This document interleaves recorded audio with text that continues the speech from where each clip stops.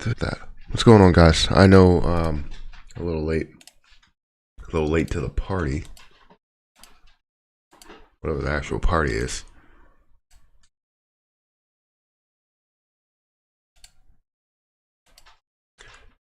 Make sure everything's going okay. Actually, I think this camera's been on all night. There's no way. All right, well, we'll see how long that lasts. It's funny. I think this camera has been on for 10 hours, at least. That is crazy. I just hope it lasts long enough. I think it will. But let me get everything set up here.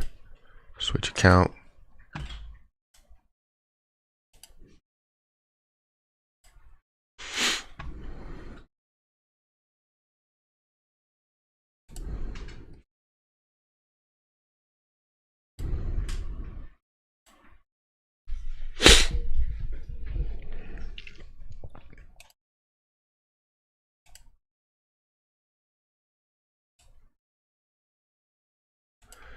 Yeah, I know I'm a little late. Are we still on Earth? I think so.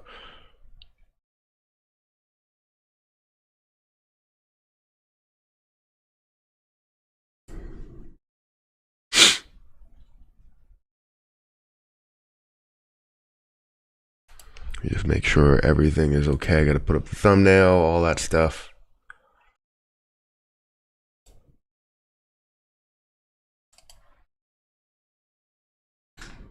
Just trying to get situated.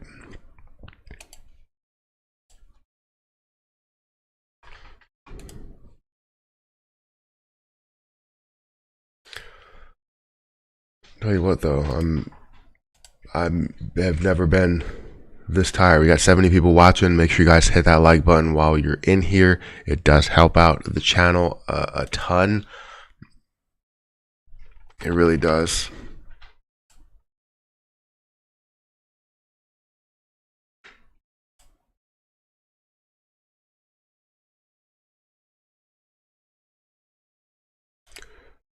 All right, let's save that. All right, 84 people in here, 23 likes. Thank you for being here. Hello, can't sleep. Morning, Matt. Good morning. Doge took off. Doge did jump. It went up to what, 27? Is that right? I don't really know the exact price. What it went to, the high. But now it's starting to fall down a little bit. So, it went up to 29. Wow. But now it's starting to fall down a little bit, going down to about 25. So we might see, might establish a new low.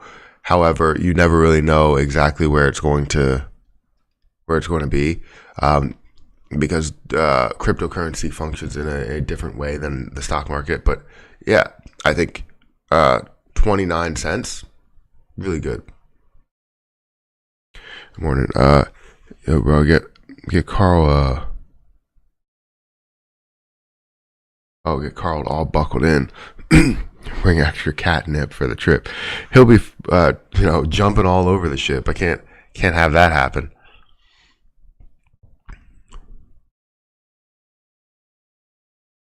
Good morning, everyone. Good morning, everyone. I like when you respond back. Good morning, Matt. Yeah, I have to respond back. That's what I do. Let's see. Is buying AMC on margin a good idea? I wouldn't say so. I mean, there are people that have had like their gains like taken away, have had their like losses realized because of that. I wouldn't do it. I mean, the only time I buy anything on margin is when I know I'm going to trade it really fast. So if I know I'm going to get a quick trade out of it, I will buy it on margin and I will go on about my day. But I don't think it's a good idea. What do you think about Cardano? I love Cardano. I have 240 Cardano coins. I wanted to buy more, but I've been putting it other places, and I feel like 240 is enough. I would like to have about 1,000, and then I would be good. But you know, okay. We're seeing crypto that's actually taking a dip across the board.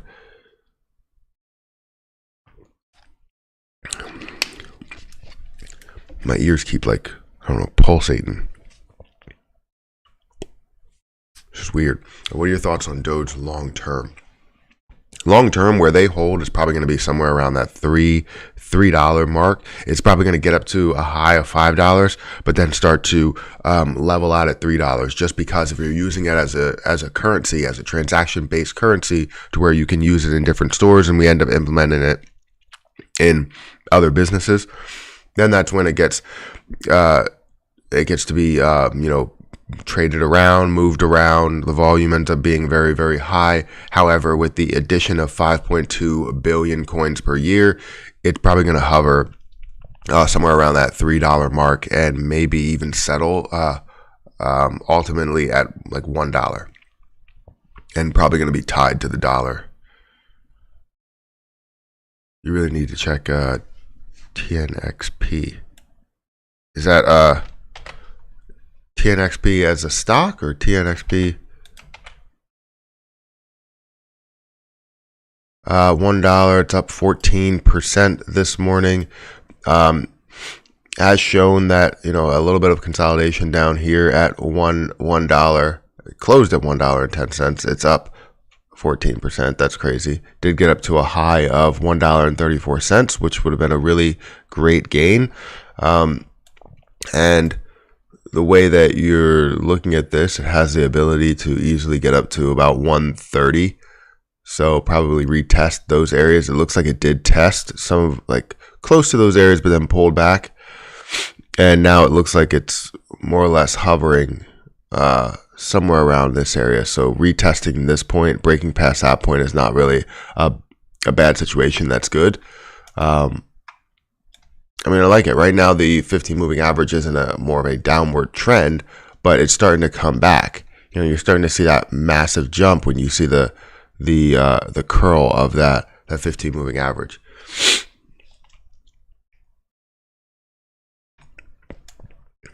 But yeah, looks good.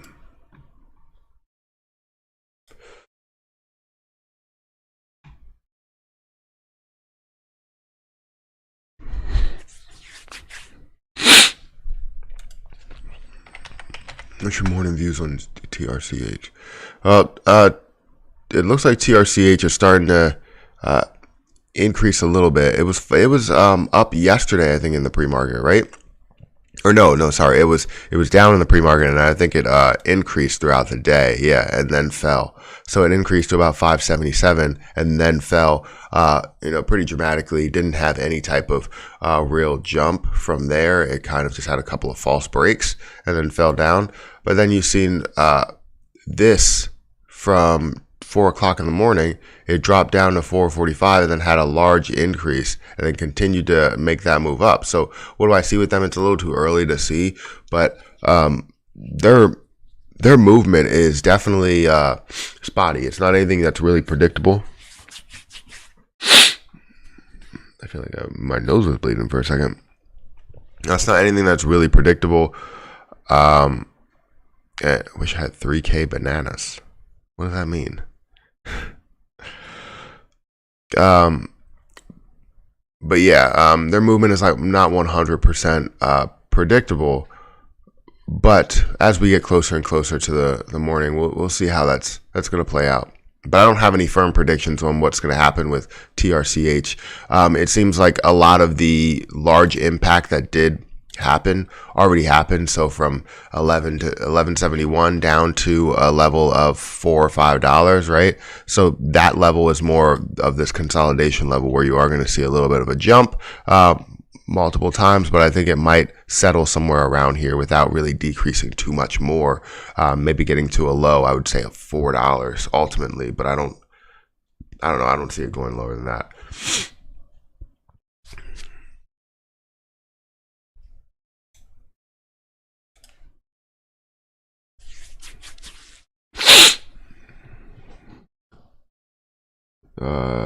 Shares are bananas for 8, Matt. You know this. I'm hoping my $85 call call on Neo takes off today. Where is Neo at? I haven't looked at Neo in a while. $85 call on Neo.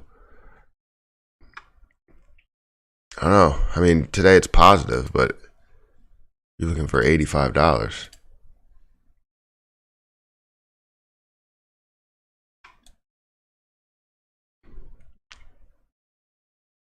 I don't know if I see that.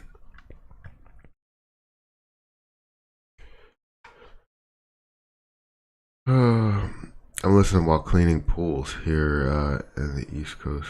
So thanks for keeping us informed. I will subscribe and like. Thank you for doing that. I appreciate that, Mr. Fishing. Yeah, and I do members only streams so we can answer more questions and get down to the nitty gritty of it, right? Good morning from Colorado.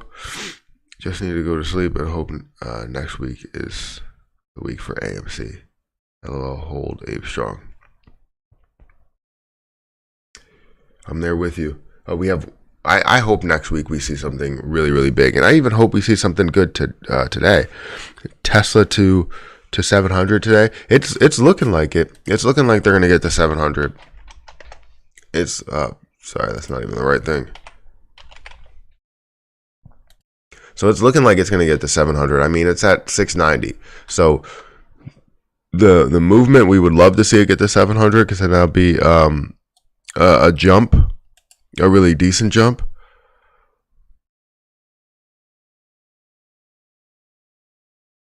I think Tesla has more room and should more room, or should I take profit and run?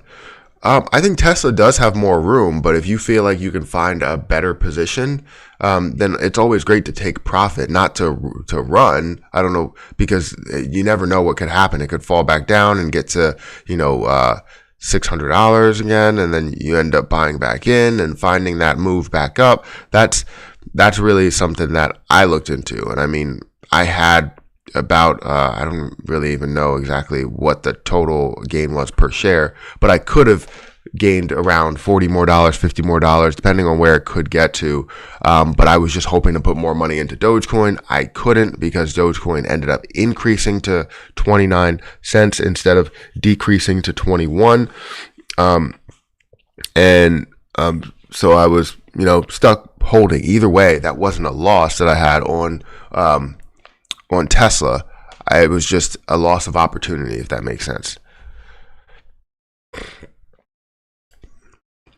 2 people over on Twitch. Thank you guys for watching, for being a part of it.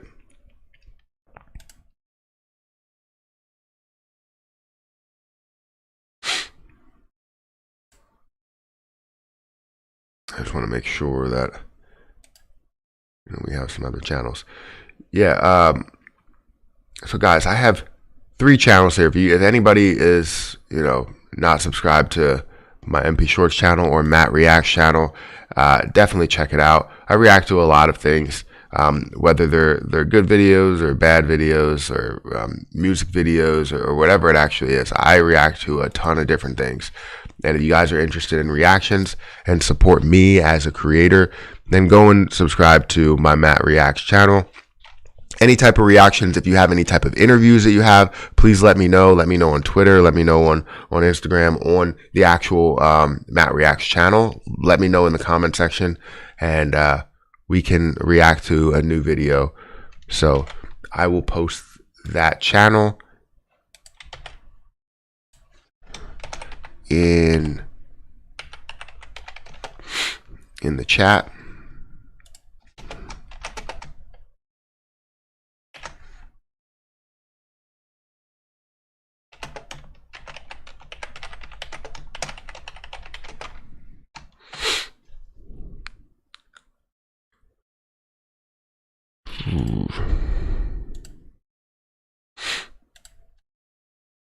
All right, 260 people in here. Thank you guys for joining me on this, great morning. I kind of was late, today, but it's good. Master P, check out the ticket. Master P. I'm not Master P, but I know what you mean. All right, so the movement from where it was at, $1, having a couple of times where it does increase, looks like it's on a steady incline here. Well, not steady incline, kind of flattened out somewhere around here. Did fall back down to about $1 before increasing to $7. Where was this time period? So it was April, and then increased at the beginning of, or close to the middle of June. Then we dropped down to about 5 days. We can say that it's been falling downhill. Well, not falling downhill, but sort of stair-stepping on the way down. You're going to see it got to about $4.41. The increase yesterday was really good. Seeing this level out is not a bad look on it. Looking at it from the 5-minute chart, it looks like it's a clear bull flag setup. You have this pole. You have the flag here. And then you have wherever it's supposed to skyrocket. So maybe in the market open or somewhere towards the end of the pre-market, you might see that skyrocket from here.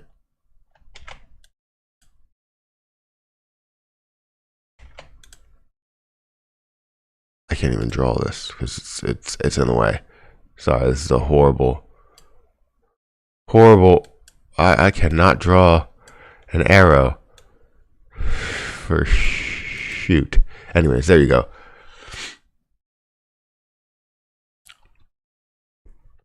I'd like to hear your reaction to Matt Core's interview yesterday with the woman about dark pools. Did you hear it? No, I didn't. Did he post it on his channel? How long is it?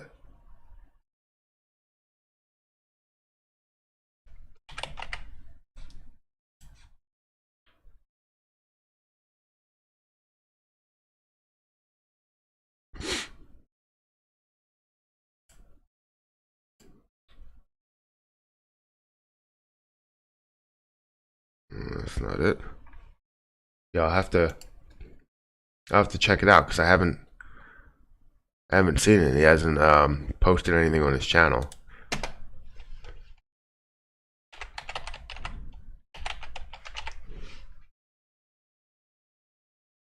If you can tag me on or send it to me on Twitter or something, if there's a video or if it's on his stream, let me know and we can figure it out. It was in the live stream. I figure when it's usually in the live stream, he clips it, I will go and look. Be right back. All right, perfect. Let me know. What are your thoughts on PLTR in the next 6 months? That's a little too far out for me because I'm not looking for something like Palantir for that long of a period. I'm always looking for a swing trade in the next 6 months. I don't know what they're.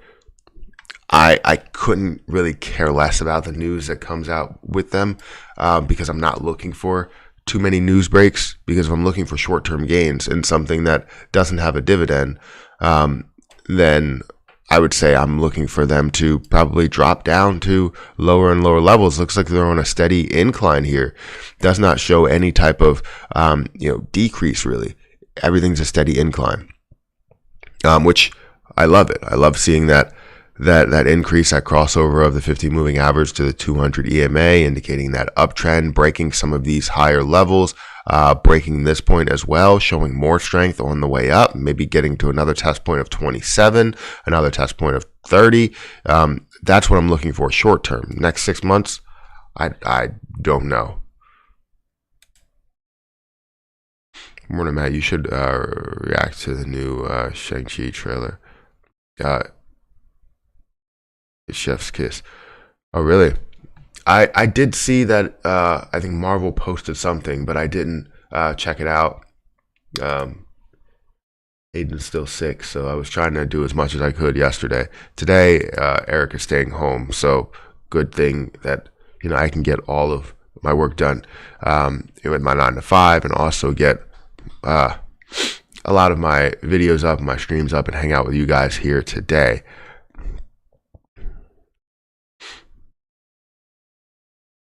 All right, so I'm going to go ahead and close this up, guys. Doing members only. Thank you guys for commenting, and I will respond to the last couple of comments there. Members only is what's happening. He hasn't clipped it yet. She has traded by following the dark pools for 27 years and started at 24 years in the dark pool with no experience. Wow. Hey, wait.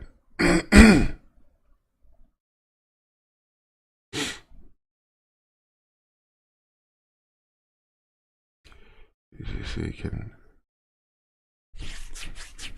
give me a compliment interest. You can answer. Okay, I appreciate your videos and streams. I don't know about that. That being a conflict of interest, because I didn't hear anything about it. Does he have like some sort of say in this? I don't know. Have you heard of the Dark Pulse Inc? DPLS on the ticker. No, I haven't. But they have had a massive increase recently. You know, in the beginning of June, you've seen that take off, and now you're starting to see, I guess, instead of consolidation, like I was thinking, it's a little bit more of a stair step on the way up.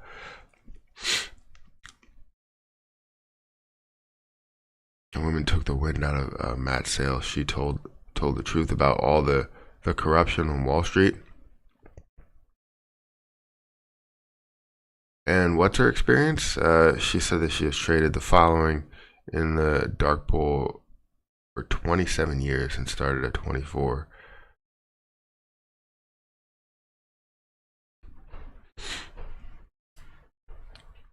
She said she sees certain stocks go way up right before a big event happens around the world, aka Vegas shooting and the terrorist attack in Brussels. I want to see you react to Payne and Portnoy interview. I did react to that. So I posted a video yesterday about that. Go and check it out. Thank you, Matthew Hernandez, for becoming a member. Members only. Let's get it. Good morning, Blue Fly Solutions. Good morning, Matt. I believe you said you have Ortex free trial. Can you see the short share increase for this week versus the share price?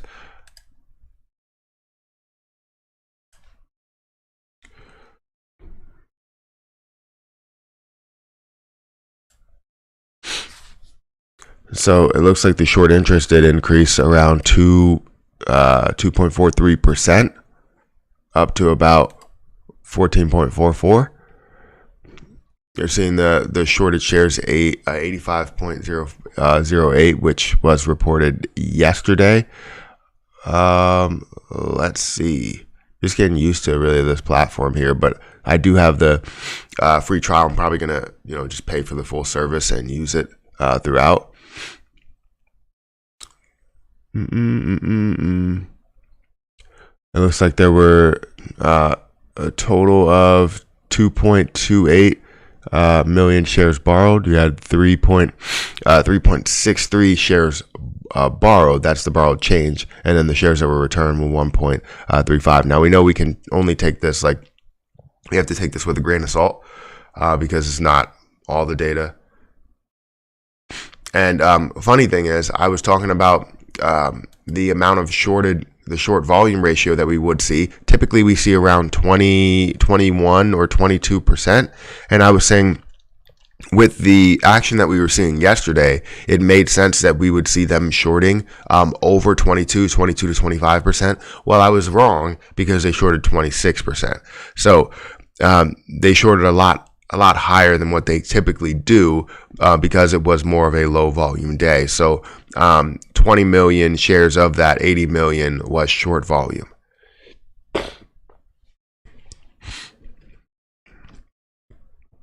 Now that it's members, what are your thoughts on Sens? I just watched a video on it and the FDA approval. I'm thinking the stock could hit $15 or $20, but if it really flies, then maybe 100 Sens.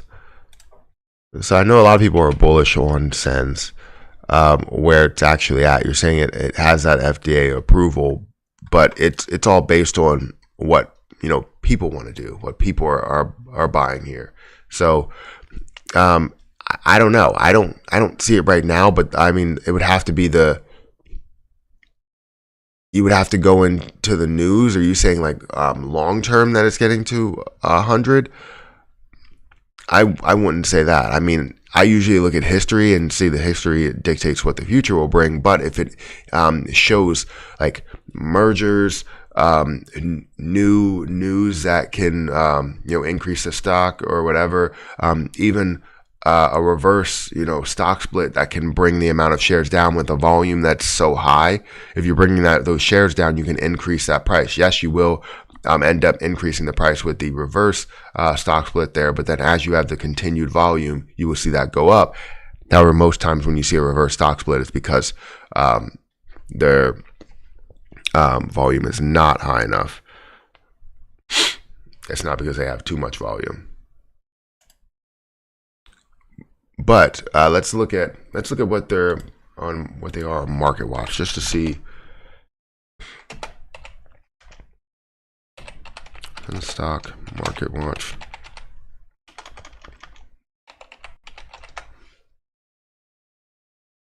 Come on, it's not coming up.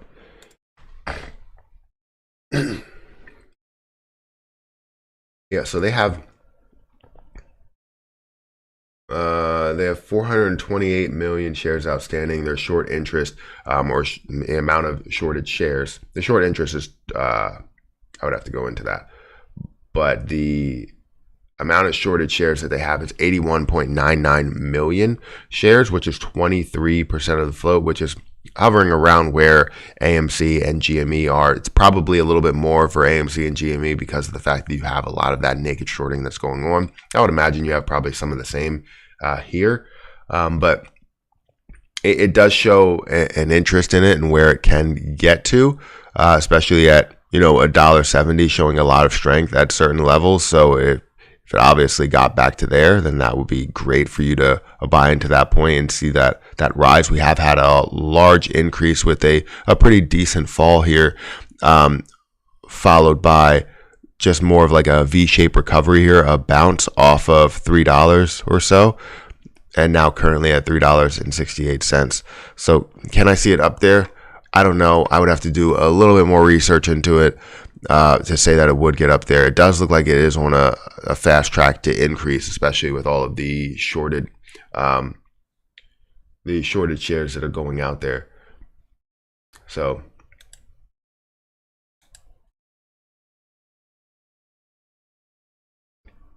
Matt, can you please check out SNDL?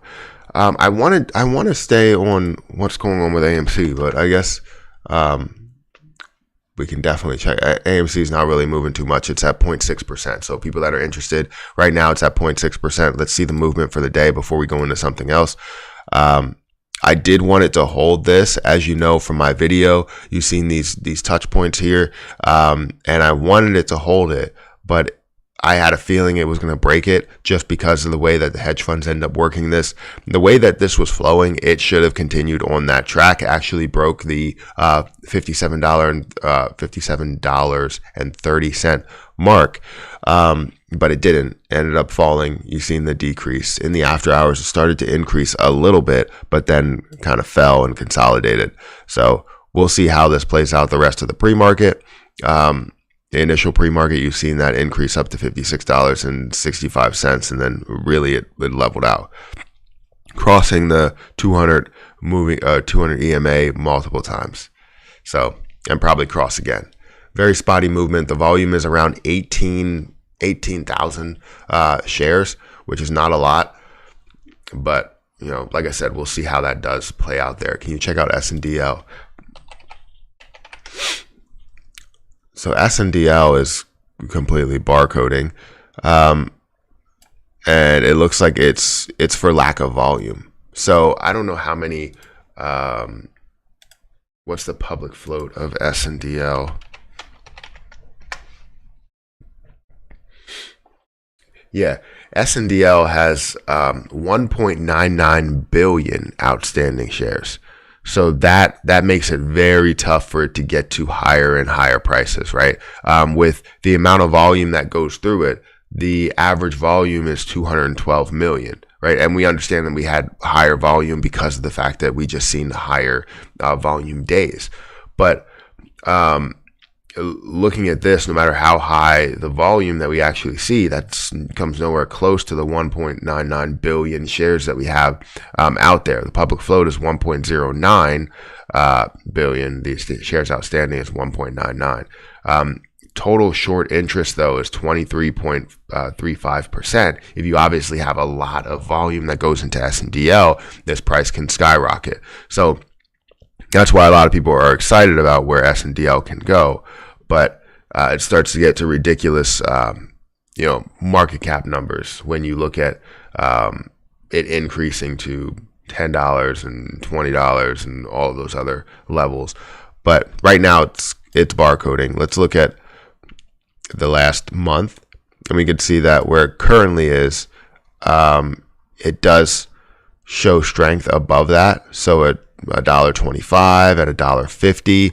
Let's look at it on the year to date. You can see that the highest point it got up to about $3.96. Oh geez. And now it kind of flattened out from there. So we may see some sort of an increase, but we have to wait. A lot of cannabis stocks are probably going to follow the same trend, which is around this trend line. From what I've seen, it's going to be a slow growth trend line if they're not seeing some sort of manipulation. However, now you're starting to see the amount of shorted shares at a very high rate. So you can take that how you want. She basically said the market is controlled and we can't change it. He didn't agree with her and saying they're not trying to fix it. She was depressing. Oh, so she was that type of person, basically saying that this is how life works, and we can't get around the fact that they're doing it this way. That sucks. That is kind of depressing. I would like to react to that if I can. I'll find it. Hey man, what's your thoughts on the low volume for AMC? We're just seeing a low volume day, or a couple of low volume days. So I don't really like to see low volume, but when you see low volume mixed with like a large decrease, that's where you start seeing that potential for a massive drop. And I don't like seeing that. That's why we started to see that yesterday. It got down to like 3%, and it was something where I was like, okay, low volume, dropping down a hell of a lot. That means that the shorted shares or the amount of shorted shares or short share ratio would be pretty high today. But it was pretty high. If you didn't know, I said that it would be 22 to 25%. It ended up being 26%. 20.5 million shares that were shorted just because of the action that they had. We had a little bit lower volume than what we've seen. We had a bit of a negative day, and you also seen the short interest change of 2.43%. So we know that they're still shorting this thing. Cost to borrow is currently at 2.09%. Days to cover is 0.61% or 0.61.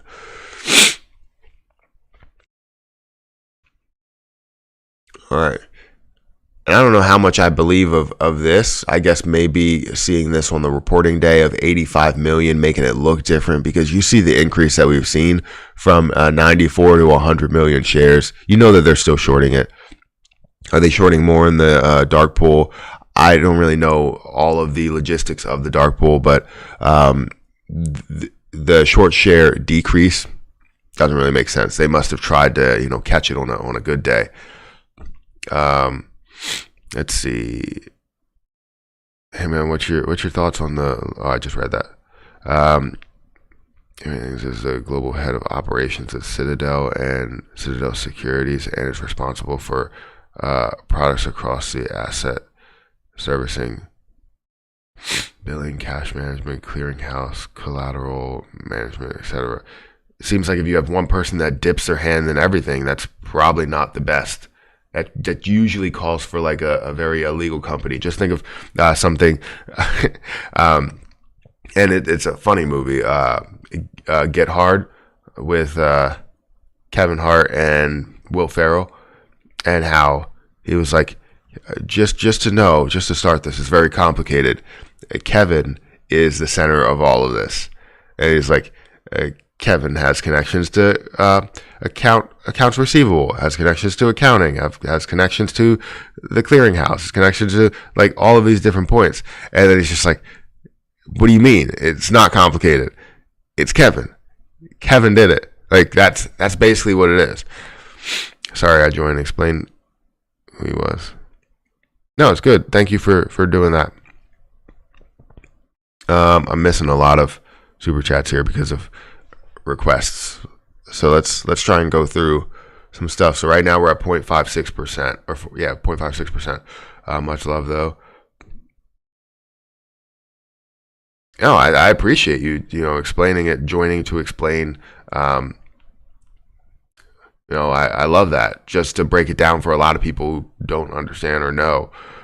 This is what this community is about. If I don't know something, come out and say it. We're a community. I'm not a person that's leading the community. I'm a person that has a platform, and we can create this community on this platform. So don't think that I'm, me, Trey, Matt, anybody is like any type of god or anything. Like that's not the case.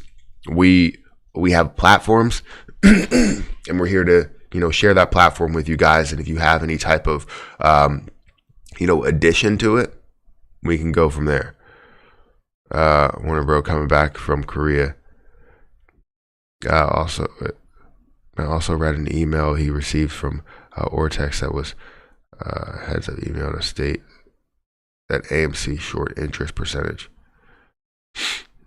I think it also said 18% of the float is shorted.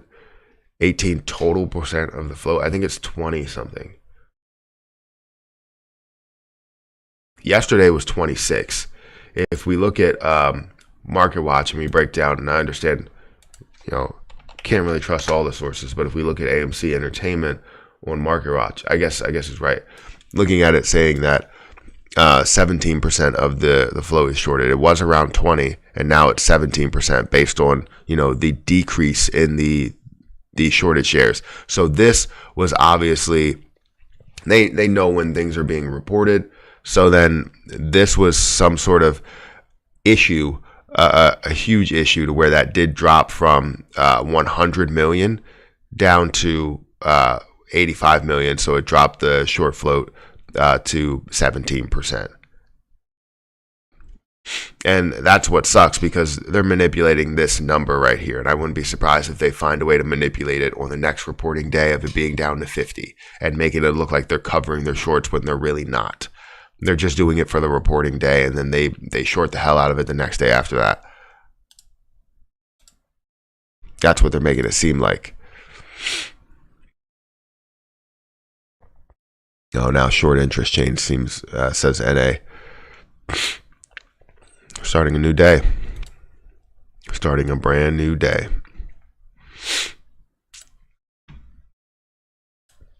All right, guys, we have 542 people in here. If you can hit the like button, please do so. It does help out the channel. It gets more people in here. We can continue to talk about this stuff. Bless me, that was a while ago, so obviously I know I'm behind. Thank you. Is that positive or negative sign?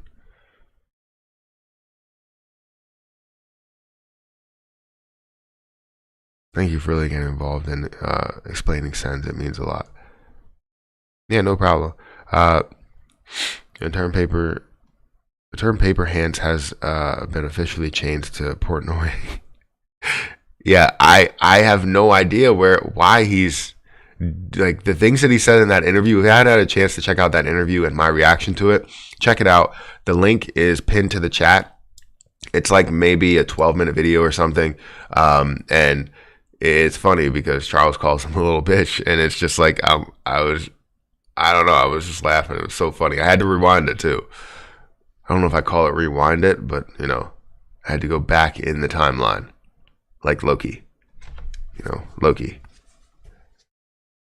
What does it mean if 18% of float is short? Sorry, can't do numbers so early. So yeah, if we go, hopefully I'm explaining this and you didn't get the answer, but basically we're looking at the short interest divided by the float, the public float, I believe, and then we're seeing the amount that's shorted here. So 85 million divided by this would give you the 17 million or 17%. So it's basically saying like how much of the float is actually shorted. Are they shorting a hell of a lot? Are they shorting 20%? Are they shorting 100%? What's the deal? Seems the volume total lately are reflecting a lot of holding on our end and mostly shorting on their end. Yeah, exactly. We're holding a lot. You don't really see too many like day trades. The amount of people that are holding it is crazy. We know what we have on our hands, and we're going to continue to stay strong here. And they're trying to divide us with like news and articles. And as long as we have different, yeah, you're being a little bitch. Yeah, I was just rolling after he said that. I was like, this is just too funny. Because one, he was. I don't understand why he goes all out like that. And I was a fan of Portnoy. I love his pizza reviews because it makes me want pizza every single time. I don't know why, it just does. All the pizza looks so crispy and delicious, and I'm just like, I want pizza today. And Erica's like, we had pizza yesterday, and I'm like, well, Portnoy had another review, and now I want more pizza. But when it comes to stocks, he's horrible. When it comes to investing, he's horrible. Just leave it to somebody else. You're like, I like, he is the clear like definition of paper hands, and I don't like using that term. I don't like using paper hands or FUD, and I use both of those terms when I talk about him because he spreads FUD by having paper hands, and it's ridiculous, because we were down a massive amount. Obviously, he's talking about the fact that we were down a small amount, maybe like thousands or $10,000 or something like that. But he was down $700,000. That's like us being down $10,000, $20,000 like we were. Portnoy seems like he's on drugs, honestly. Yeah, I guess you're probably right. Yeah, he probably is. Matt, please tell me you got the article I sent you. It's highly important. I hope you got it. Was it on Twitter? Did you send it on Twitter?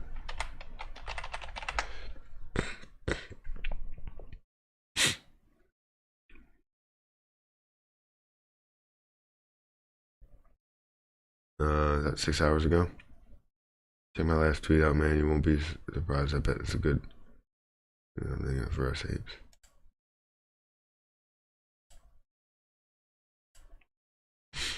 Never mind my last message to you. This is the article. Check out the big news, man. Big news, AMC, baby.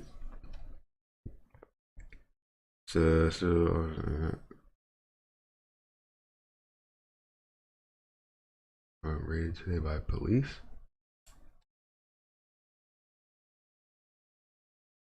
Citadel office have been raided today by police. It's our Citadel.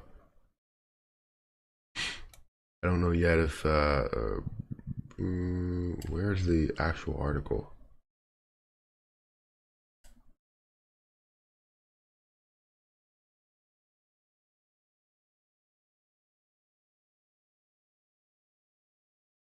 So that's one of their offices that got raided by police. I can't understand anything that they're saying here. I don't read different languages.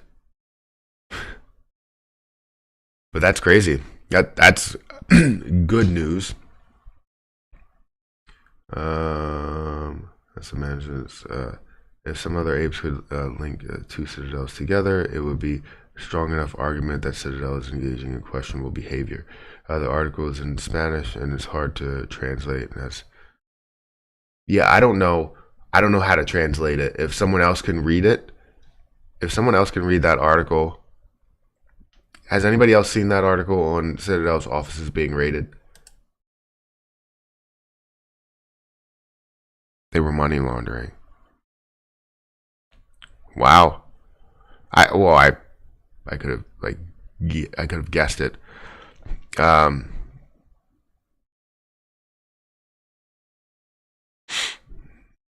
wish any good. I had a few in it and seeing it jump. Realistic ceiling. Realistic ceiling for what? Trying to find here.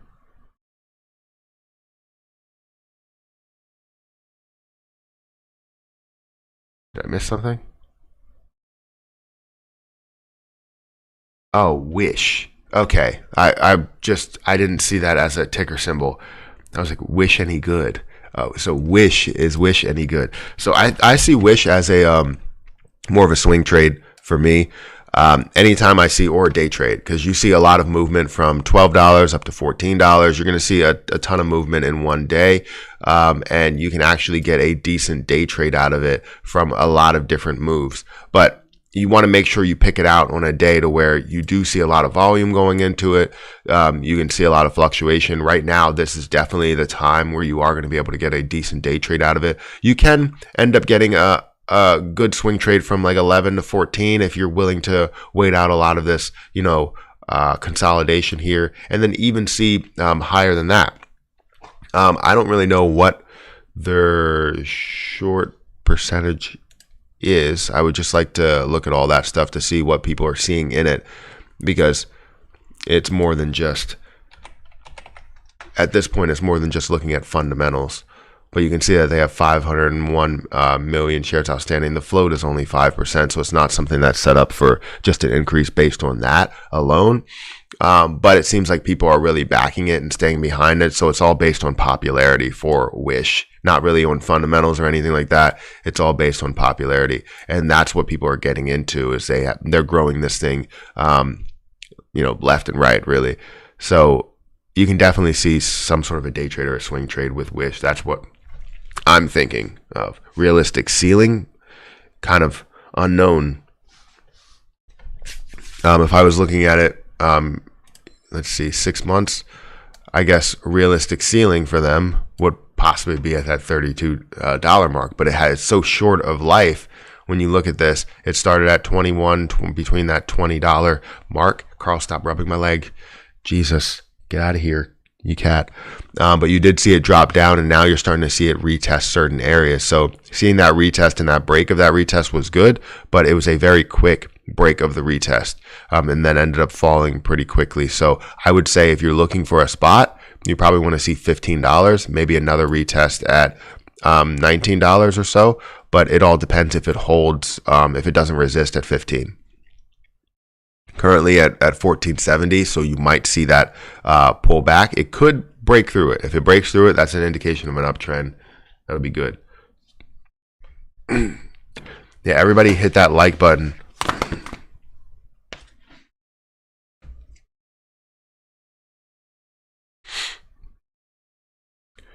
Can you post? I want the community to hear about it.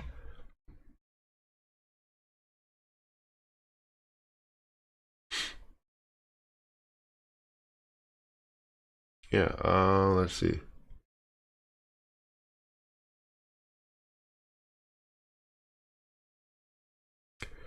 I mean, technically, can we translate it? We can actually put it into like Google Translator or something.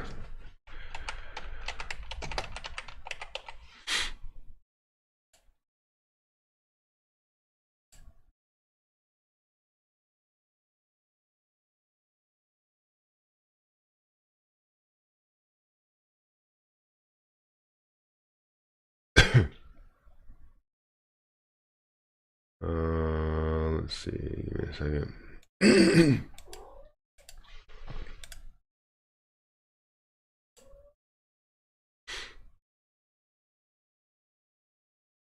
Enter all text. Carl, can you please stop? I don't know what I just kicked.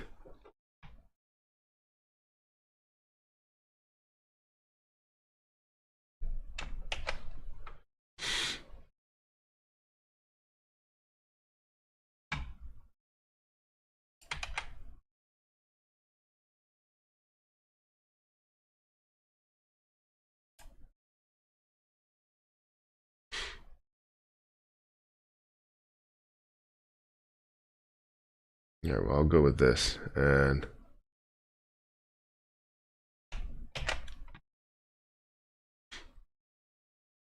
the centralized securities depository and the Citadel Securities House, both located in the center of, were raided yes Tuesday as a part of the operation to dismantle alleged criminal structure dedicated to crime for falsifying information in the market system.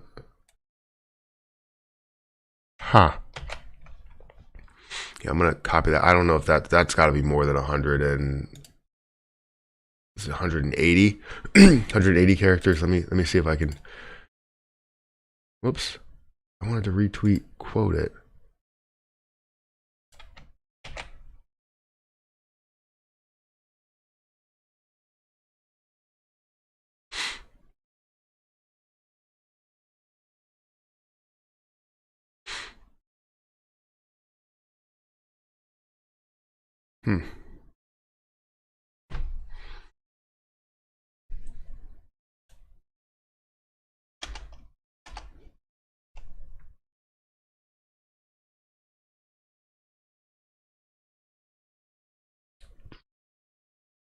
Trying to figure out how to shorten this because it's over 180 characters.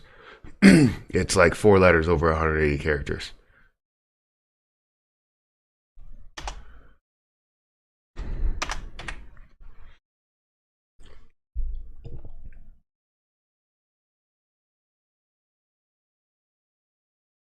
All right, I'll tweet it out just with the translate. I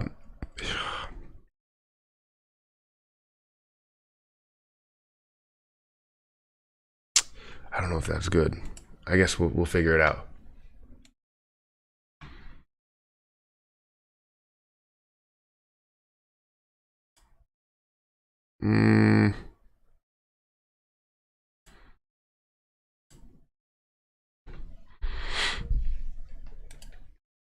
Hopefully that works. We're fine. I don't even know how to delete that. So we have 632 people here. Thank you guys for showing up. Is Carl licking your leg again? Yes, it is. I read it. It might be a funny coincidence, not the same Citadel, and I don't know, but read it on Reddit. That's a fat piece of news. I saw it and was like, holy crap. Some people are saying that's not the same Citadel. Is that? I actually never thought about that.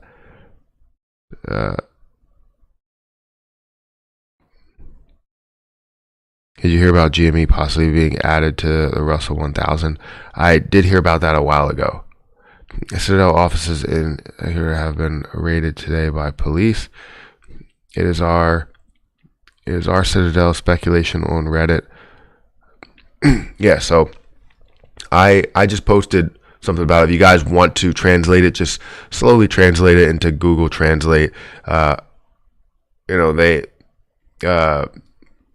translate it pretty well. Sometimes they mess up some things here and there. It doesn't make sense, but for the most part, they get things kind of right. These raids also carried out in the office of and since the early Tuesday morning. Stem from investigations into irregular handling of the money by Social Security Institute of the National Police.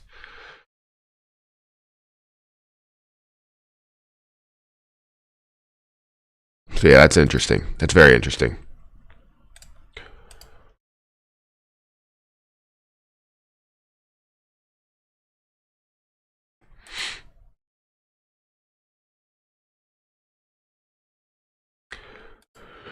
All right, guys. Let's see. There seems would be more news articles of Citadel we know of. It seems like there would be more news articles if it was the Citadel we know of. You're probably right. There would be more news articles about it, but you never really know. Let's get that question out there, and let's make sure that people look at it that way. Either way, if it creates interest, then it obviously gets people on board with just the thought. Not saying anybody's buying anything. That would never be advice. I don't give advice. This is merely just my opinion.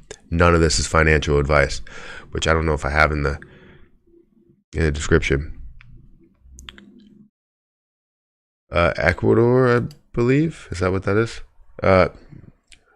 Wow, I didn't answer. Sorry. Do you think we close in the green today? Where are we at for AMC? It looks like it's grounds for reversal, being at now 1%. Do we close in the green? Yes. Do we close above 60? Probably not. I think they want people to lose out on a lot of options, and they're probably going to make it around like 58. I would say we probably close at like 50, 58, 58, 78.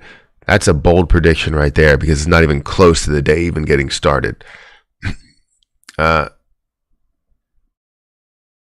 Sent to my email. How do I become a member on YouTube? If you click the link in the description, I can see your messages, Linda. If you click the link in the description of the video on YouTube, it's the first link in the description. If you're watching on an iPhone, that's the issue, is the fact that you can't join on an iPhone, or you're watching on, I guess, Apple products. I'm not 100% sure if it flows through all Apple products, but if you click the link in the description of the video, the first link, which says like get access to perks, that's the become a member button. So then you can join there, and it's two memberships, 99 cents and $1.99. You just let me know if you see my messages. Yes, I can see your messages. I'm sorry. I go back and forth. When I don't see anybody over here on Twitch, suddenly like somebody will pop up and they'll start chatting, which I wish I had some sort of like ding to say like, hey, somebody started chatting over there. Maybe I do have something like that. Also, I saw this comment. The con is related to this case, which is involved in the IRS finding bribes in Florida further to conceal and promote the bribery scheme. Hi there, and good morning. I have a question for the naked shorts, for them to cover. What would make them cover the naked shorts? How do they enforce it if they don't know how many are there? That's a good question. That's very tough to answer. How do they really enforce it? I mean, I really don't know the answer to that. If we know that there are naked shorts, we don't know how much are there. How do we truly get them to enforce it? We know that if they start covering their real shorts that are here, we know that that's when the price will start to increase. But how do we know they're not having any type of action with their naked shorts there? Good question. I don't know the answer to it, and I wish we did know the answer. Because if they can't stop them from actually naked shorting, then how could they enforce them to cover those naked shorts if they don't even know that they're naked shorting? Do you get what I mean? Laundering the corrupt proceeds through Florida-based companies and bank accounts, including numerous U.S. investment fund companies incorporated in Florida. Officer director. Wow, that's a lot. This may, be bigger than we thought. It may be more than them just holding out and trying to short a lot of things. Maybe they're into corrupt activity. You never really know. The statistics actually say that Friday is the lowest volume, and most hedges dump out the hood over the weekends. Yeah, I know statistics usually say that Fridays are lower. We have had some pretty good Fridays in the past. I believe that we're only going to see a very slight increase. Like I said, to $58.78. I don't think it's going to be a negative day today. We've had some negative days this week, and we've also had some positive days this week, some very small positive days, and I think it's going to continue on that positive. I just I just combined it like 7 words. But yeah, I think we're going to have that positive day, slight positive day today. Good morning, Matt. Happy Friday today. And that's just it's a very bold prediction from a person that doesn't know what the action actually is today. Right now, we're really only seeing more consolidating, more of the same. Happy Friday. Today is going to be a good day. Yeah, I think it'll be good. I don't think it'll be amazing. Like, we're not going to see a jump to $100, but you're showing that we're fighting. We're back and forth, and we're fighting this. I just wanted to tell you that I saw and used a wall potty yesterday. Oh, you wanted to know? Yeah, I told my wife about the whole discussion about bathroom versus restroom, and she had a good laugh about it.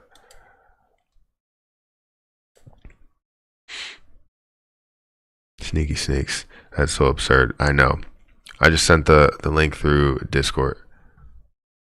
Let me check Discord. AMC. Or did you send it to my wall potty? Love it.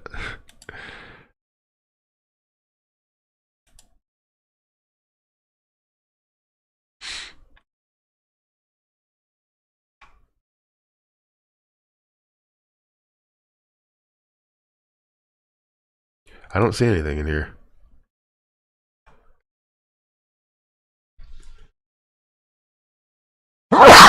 Jeez.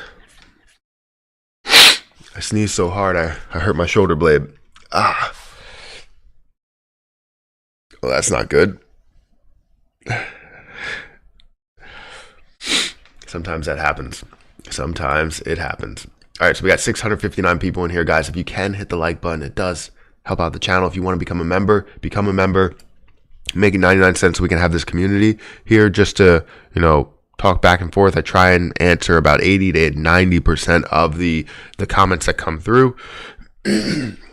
Obviously 100% of the super chats, because we don't really get that many super chats now that we have members only, because you have less people that are commenting all that stuff. Can you check your Twitch? Yeah, okay. We got 3 people over there. I want to become famous. Okay, no, I don't. But yeah, I did answer those comments on Twitch, if you didn't see that. I answered those comments earlier. I basically said, let's actually go back to Twitch. The way to become a member is clicking the link in the description, and then you can become a member there.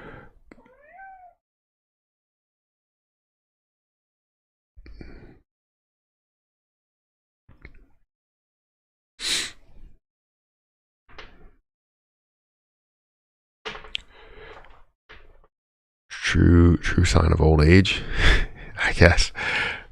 When you get up and you hurt your knees and all that stuff, yeah. Citadel lists their global locations on the website, but Ecuador isn't listed. That's good to know. It was more of a question mark behind this, though.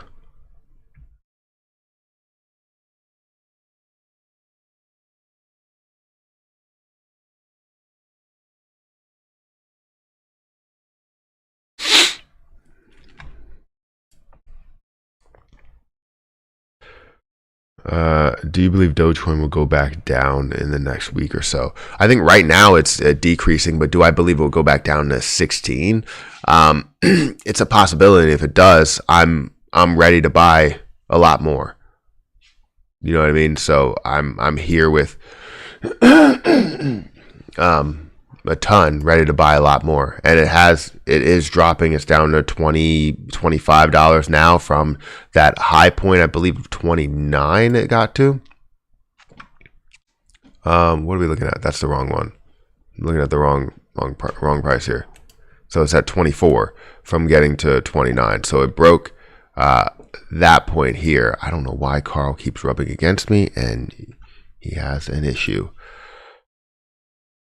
But yeah, if that gets down to sub 20, I'm buying more, and I'm okay with that. But either way, you've seen a large increase to 29 cents, which is not bad.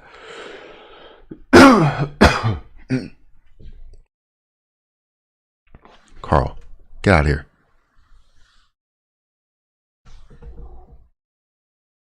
This cat, man. Doing weird stuff. No super chats. Yeah, you don't have to send super chats. Thank you for sending super chats. I appreciate it. Did they cover, or is Ken Griffin still being a silly goose? No, they didn't cover. They didn't cover. I guess he's still being a silly goose. I've never said that phrase in my life. That's what I was reading.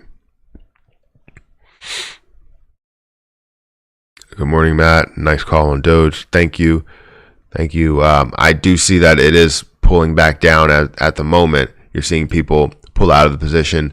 Maybe it was getting close to 30, and some people were just like, all right, well, you know what? I'll take my winnings and put them in even lower. It is currently below my cost basis, because my cost basis is 25 cents. And like I said, if it does go lower, I will continue to add more. I want it to go, if it goes really low, I will add everything I have in there, which I believe is like $5,000, $6,000 or something. So yeah, I'll add in the $5,491 that I have in there and put it all on Doge. What did you think of the Dave Portnoy interview? I made a video on my Matt Reacts channel. If you guys want to check it out, it's linked to the chat, and you'll see my full reaction. I thought it was funny, and also very stupid of him to do or say anything the way that he did. I'm waiting on funds to clear to add.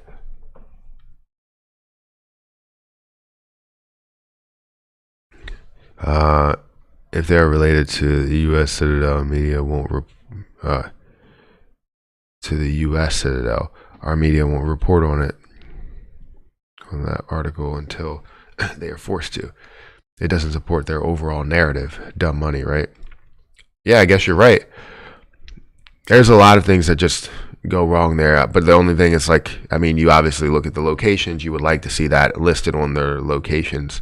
So that's a good point as well. So like I said, guys, if you want to, I'll have to, Carl, please go away.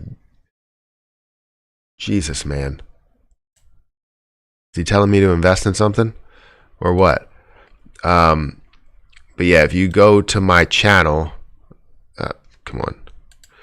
If you want my reaction for things and you want me to react on things, go over to my channel and subscribe to the Matt Reacts channel here.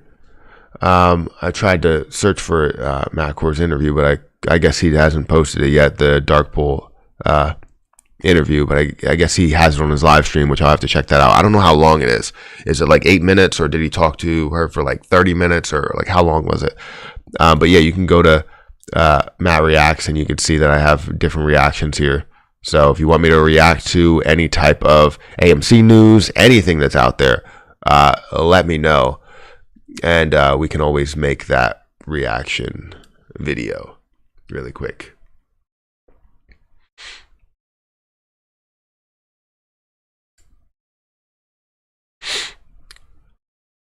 Now, do you think hedges are trying to delay the squeeze until the voting of the 25 million shares? I don't think they could really care less about the 25 million shares. I think what they care about, people don't say silly goose. I've never felt so why. I've never said that phrase before in my life. Yeah. Well, There you go. But anyways, what was I saying about the 25 million shares? So I don't think they're waiting for the 25 million shares. I think they're waiting, just to stall. They have time, and time equals money for them, right? Because they have billions of dollars, and they can create as much time as possible, which means that more and more of us may drop off. True apes will not, but you'll see a lot of people that want to join the community and join the cause, but then end up, selling their position just way too early, or selling all of it way too early.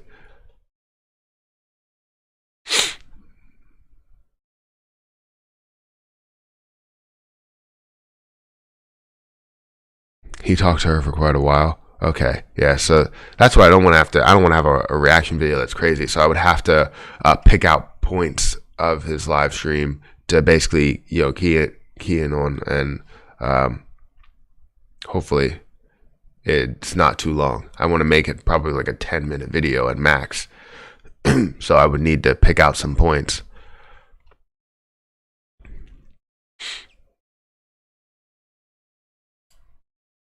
All right.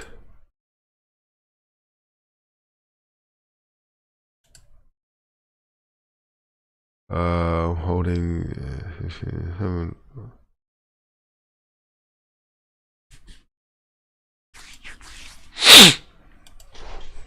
All right. So, what's happening with? Well, a lot of crypto is starting to fall back down again, which is a good and bad thing, right? We want to see it start to increase, but a fall is justified. We understand where that got to. It got to a pretty decent mark, getting to that 30-cent range. A lot of people were like, all right, well, 16 cents to 30 cents. That's literally like doubling, what I had there. So it makes sense why they would, not actually doubling, but it's like close to doubling. So it makes sense why they would end up selling some of those positions from that 16-cent mark and bringing it down. But do I think it's going to get back to 16 cents? I don't think so. I hope so, but I don't think so.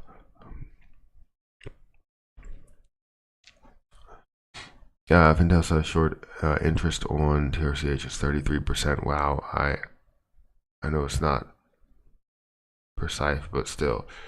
I haven't actually checked it. You said Fintel says the short interest. I want to see the overall. I don't know why I'm pulling up OBS right now.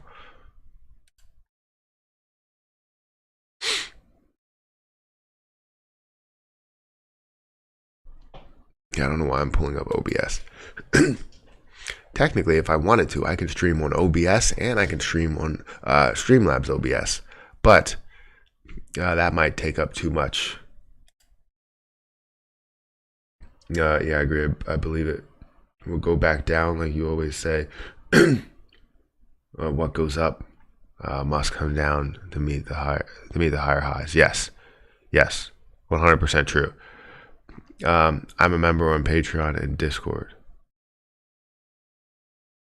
Are you a member on YouTube though? YouTube is separate. YouTube is just that dollar to secure your spot every single day, so that you can chat in the chats and not have to worry about not getting your question answered.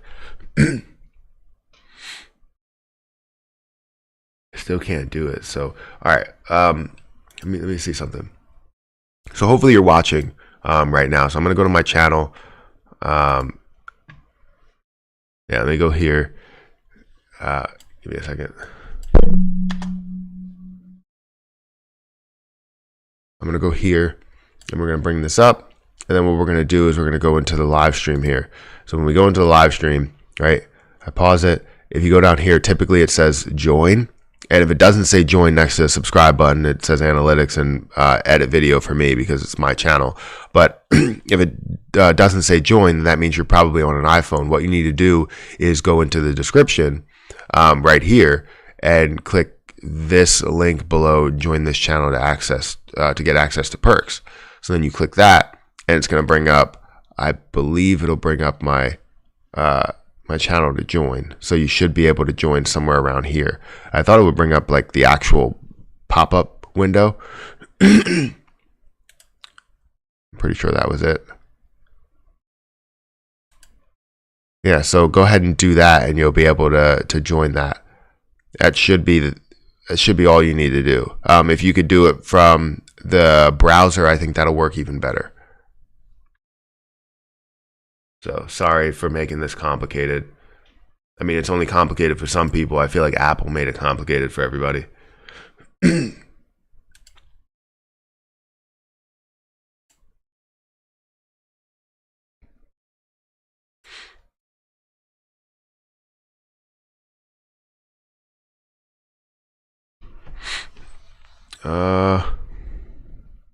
I'm kind of waiting on AMC, and then I will move into crypto.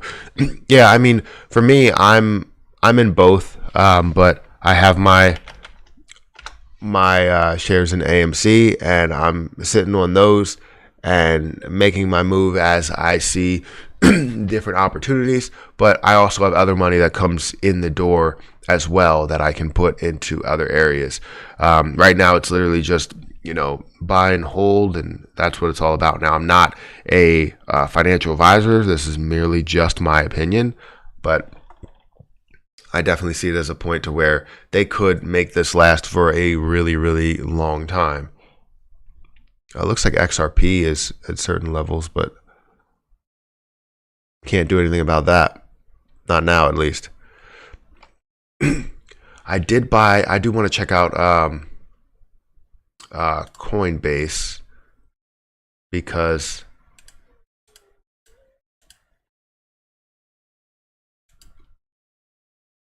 what are your thoughts on Anchor? I have 4,000 Anchor coin. Let me go to Coinbase here.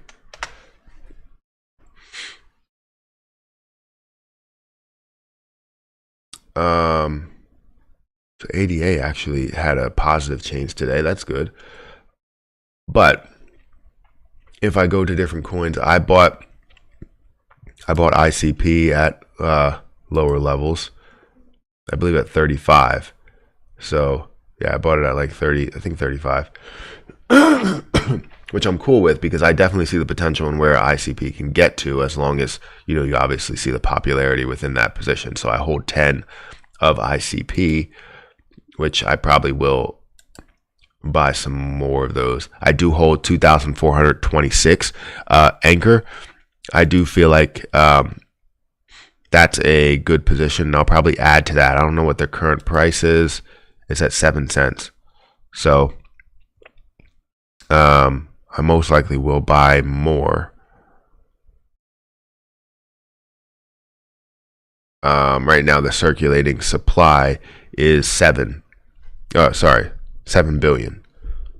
Seven coins. But yeah, I do want to add more, continue to add more. We'll see how that plays out. Let's look at AMC. Let's see what AMC is doing. Right now, it's still hovering around that 1% mark. It's not really doing too much there. Not really doing too much right now. It's still low volume. 26K is not high enough. Now, when you start seeing 701, 801, you might see a large jump in volume, whether that's positive volume or negative volume, but you will see a jump in volume there. So let me just log in here to see what happened. Okay, perfect. I think that's perfect. Yes, it does seem perfect.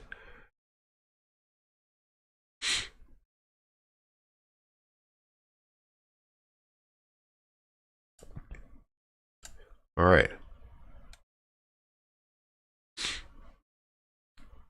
I'm not on YouTube. I'm on the phone. I have to do it later. Thank you for explaining that, though. Yeah, no problem. Mass interview with the Dark Pool lady was insane. She spoke about how much big money controls the movement. Well, we all know that. Large print orders don't need to be posted to exchanges until The entire order is filled.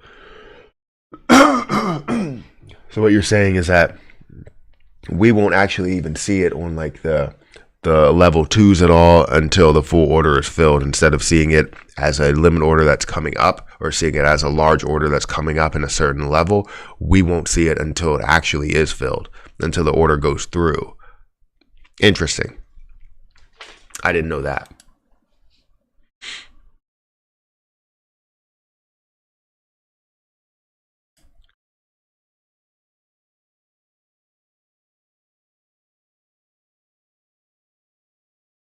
I think I should buy 100 more Anchor.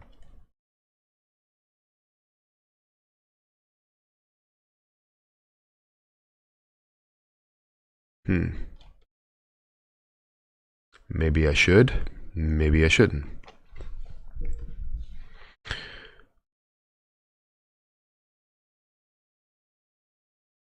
You know, why not? Oh wait, I just did it with Ally Bank. Can't do that. Come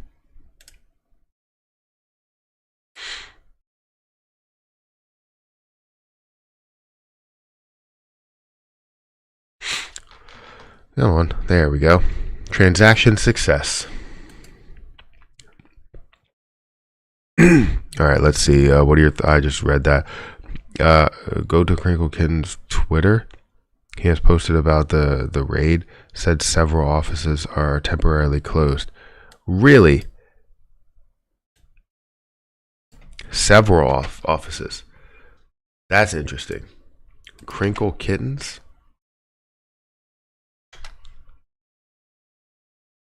Kringle Kittens.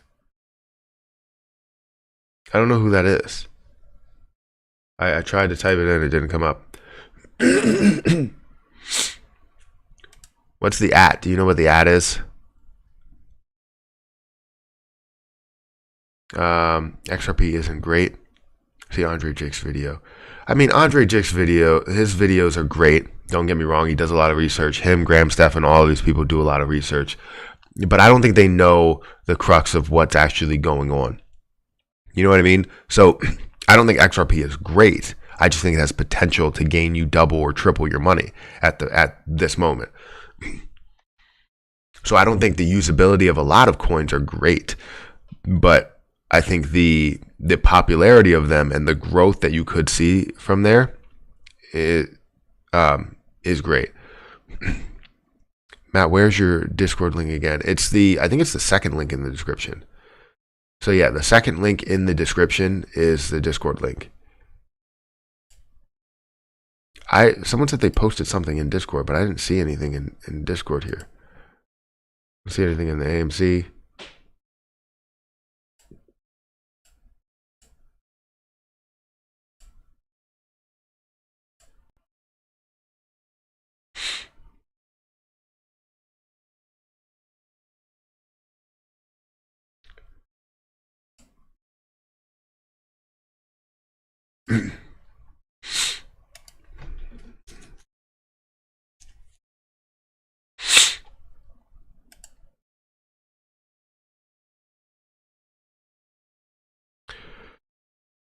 Whew, 7 a.m. Let's see what that volume is. Oh yeah, we did see a little bit of a jump up. So it's just not a lot. You're seeing this movement was something we hardly see with AMC. I understand it is the pre-market, but still.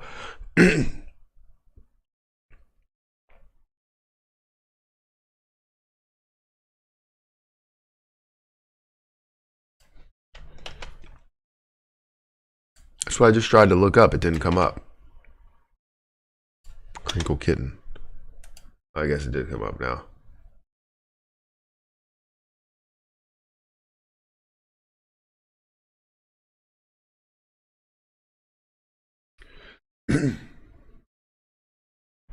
Part 1, Citadel offices in Chicago, New York, London, Hong Kong, San Francisco, Dallas, Greenwich, Austin, Austin, Houston, Dublin, Boston, Singapore, and Paris. Part 2, Citadel Securities has his office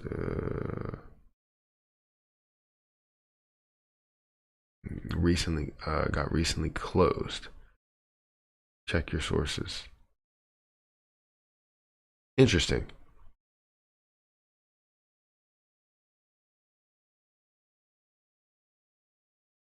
It doesn't say anything about offices in Ecuador.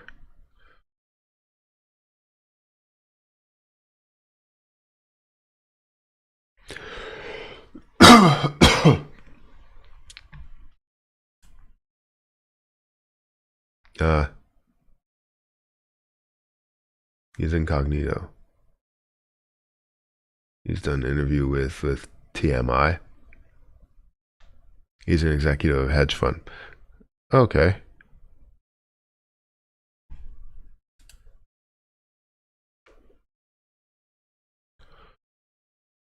Let's see. Let's go home.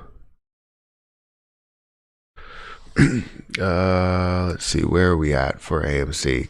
Currently still down about 1%. It just dropped down 0.2% there. So from 0.8% down to 1%. It's a pretty big drop. Be careful with the Ringo cat. As one of the ADBD person. Let's see. Citadel and Ecuador. Why is my mouse not working? Ringo Kid is a hedge fund guy who is an ape. Undercover, I guess. How do we know this? How do we know this is true? Straight up. All in. And wait. And he is always with TMI on his show. I'm off to bed, not selling regardless. Thank you for being here. Thank you for staying up with me, I guess, as late as you do. I don't know what time it is everywhere. What's the at? Crinkle Kitten? So just instead of having the space between Crinkle Kitten, just take out the space and you should be able to get it. You might be allergic to your cat. Many people have allergies to cat fur. You can get tested at an allergy doctor. Cats are the #1 allergen. I hope not. I love Carl. Carl can't be allergic to you.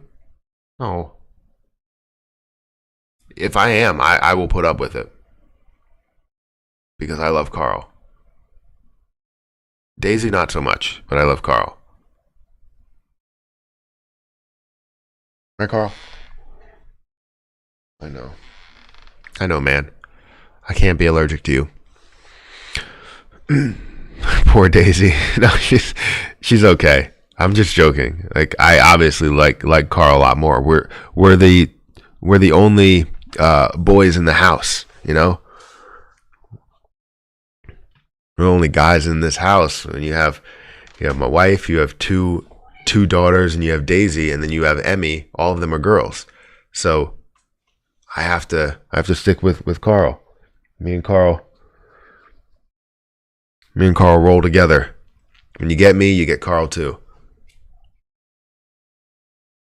As long as he doesn't, he stops licking my leg. Stop it. All right, so let's see if any big movers. Let's look at some top gainers here. Go to the markets, top gainers. All right, let's see what's happening here. Why is this not? Oh, it's adjusted by change, not by pre-market. So FFHL, what happened here? You've seen a large increase in the after hours and a jump in the market open, or the pre-market open, to where it did fall a little bit. But that's a pretty big jump from closing at $8.91 to getting to $19.49. After hours market is amazing, but it's also a huge issue because you can buy up a ton before the market even before the the end of the day, and then you start to see this large increase, but it can all go away by the time the market opens again, and you really don't have full liquidity there. You know what I mean? Well, Mustard tweeted about Shiba. Really? No, he didn't. Oh, wait, you know what? I have my Twitter over here. Let me go over here. I have my Twitter over here.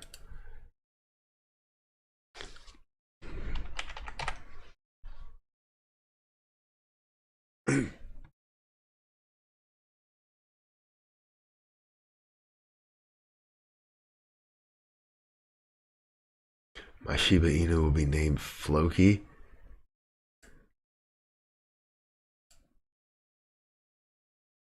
Is he implying the Shiba Inu coin or oh, Jesus?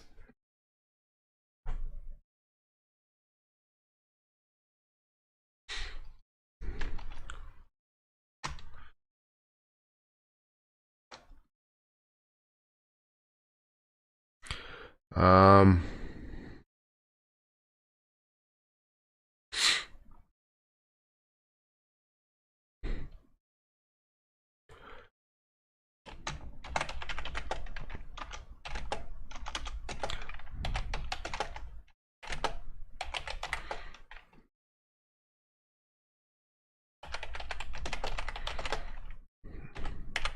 What could this imply?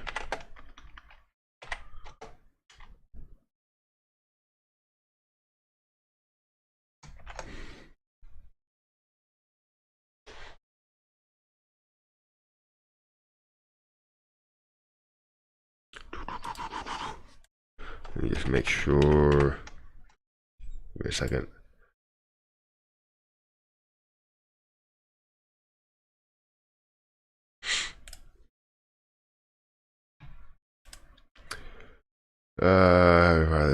Happy Friday, brother. Far away from you in Montgomery County.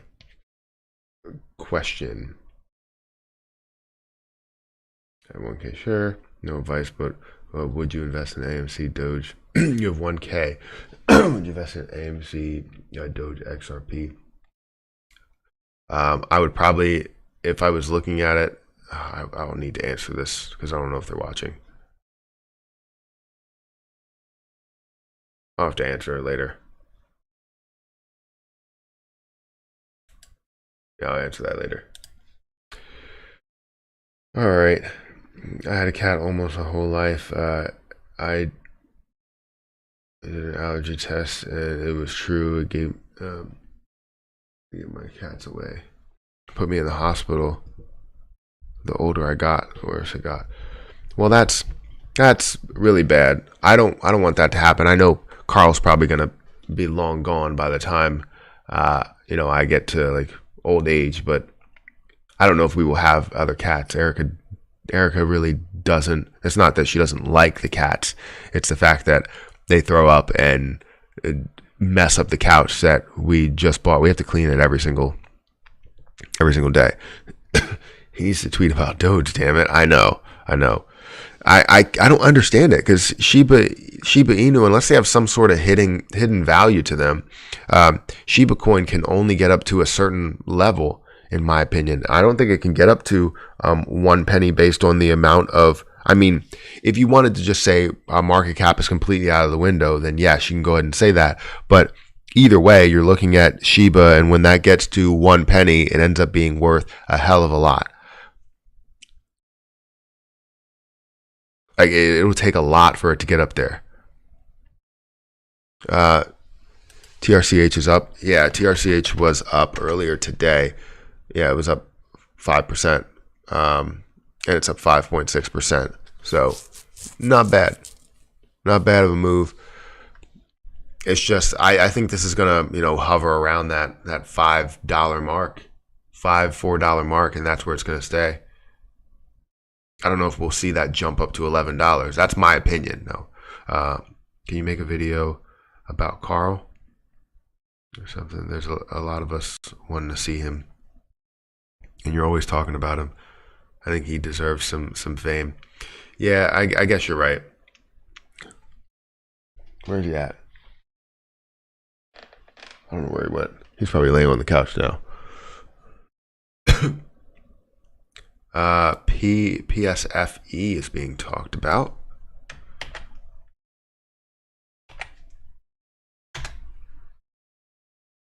Why would it be talked about? It did have a large increase, well, sort of a large increase, up 8% in the pre-market. The after hours in pre-market from $11 up to $12, which is not a bad move, right? A pretty big move. It went up to $12.45. Now, why is it being talked about? What's the, come on.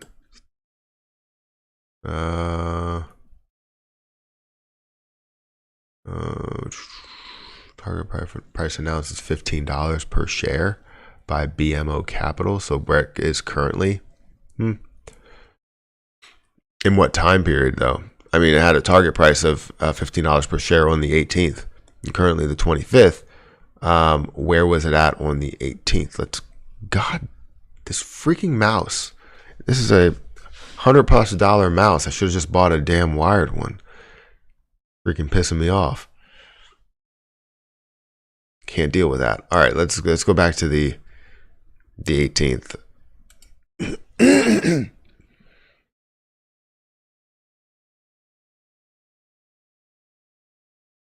So the 18th, it was around the same market as now, so $11 or so.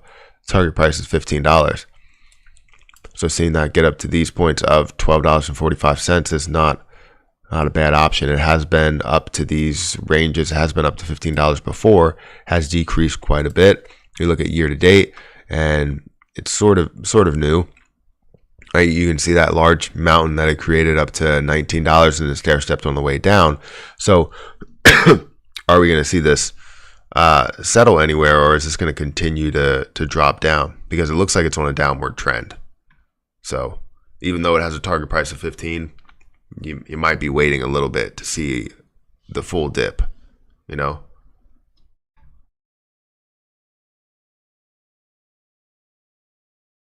Oh, Carl, don't miss your casting. Remember, I said it. Shorts have been covered, and they will have to pay.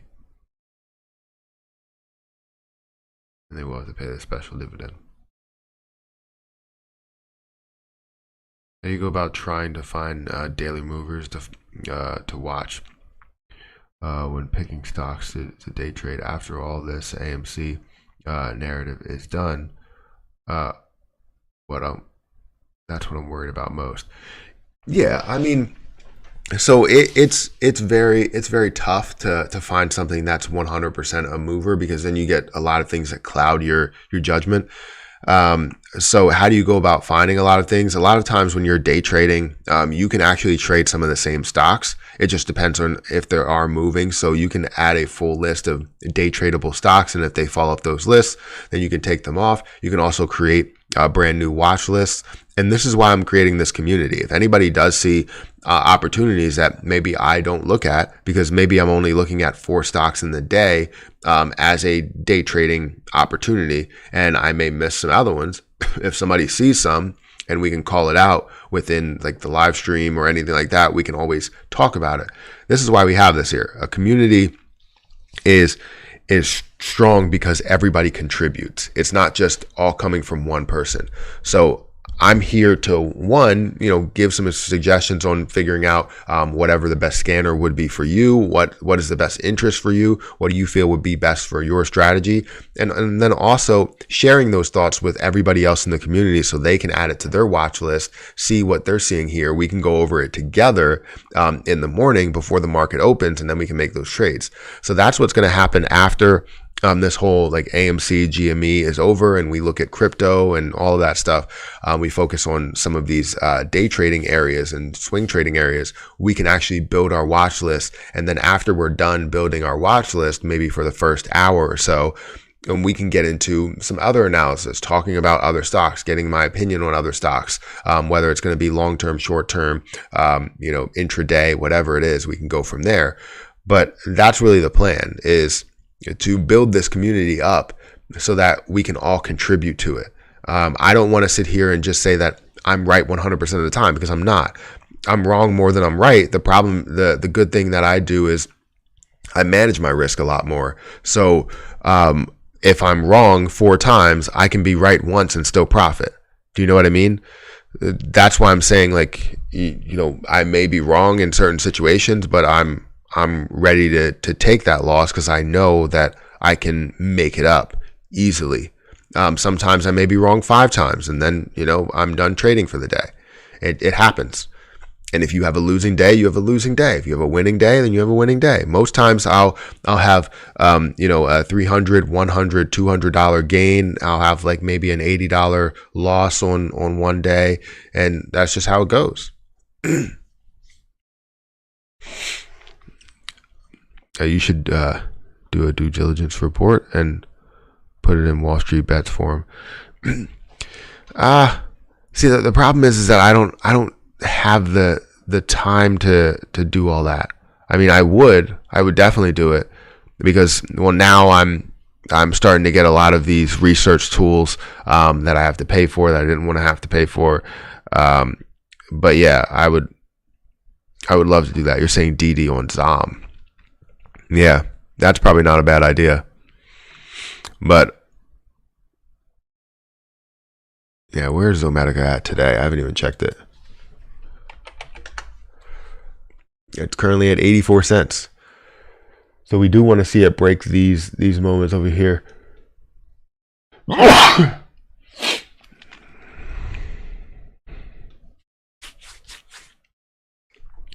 We do want to see it break this 130 mark. If I see it pulling back again, I want to find a way out to get back in because I want to be able to take profit out and then put it back in. If it gets up to 130 or 140 or whatever, then that gives me a range of profit that's pretty decent, around half of that 7,000, so around $3,500, which is not a bad profit to take.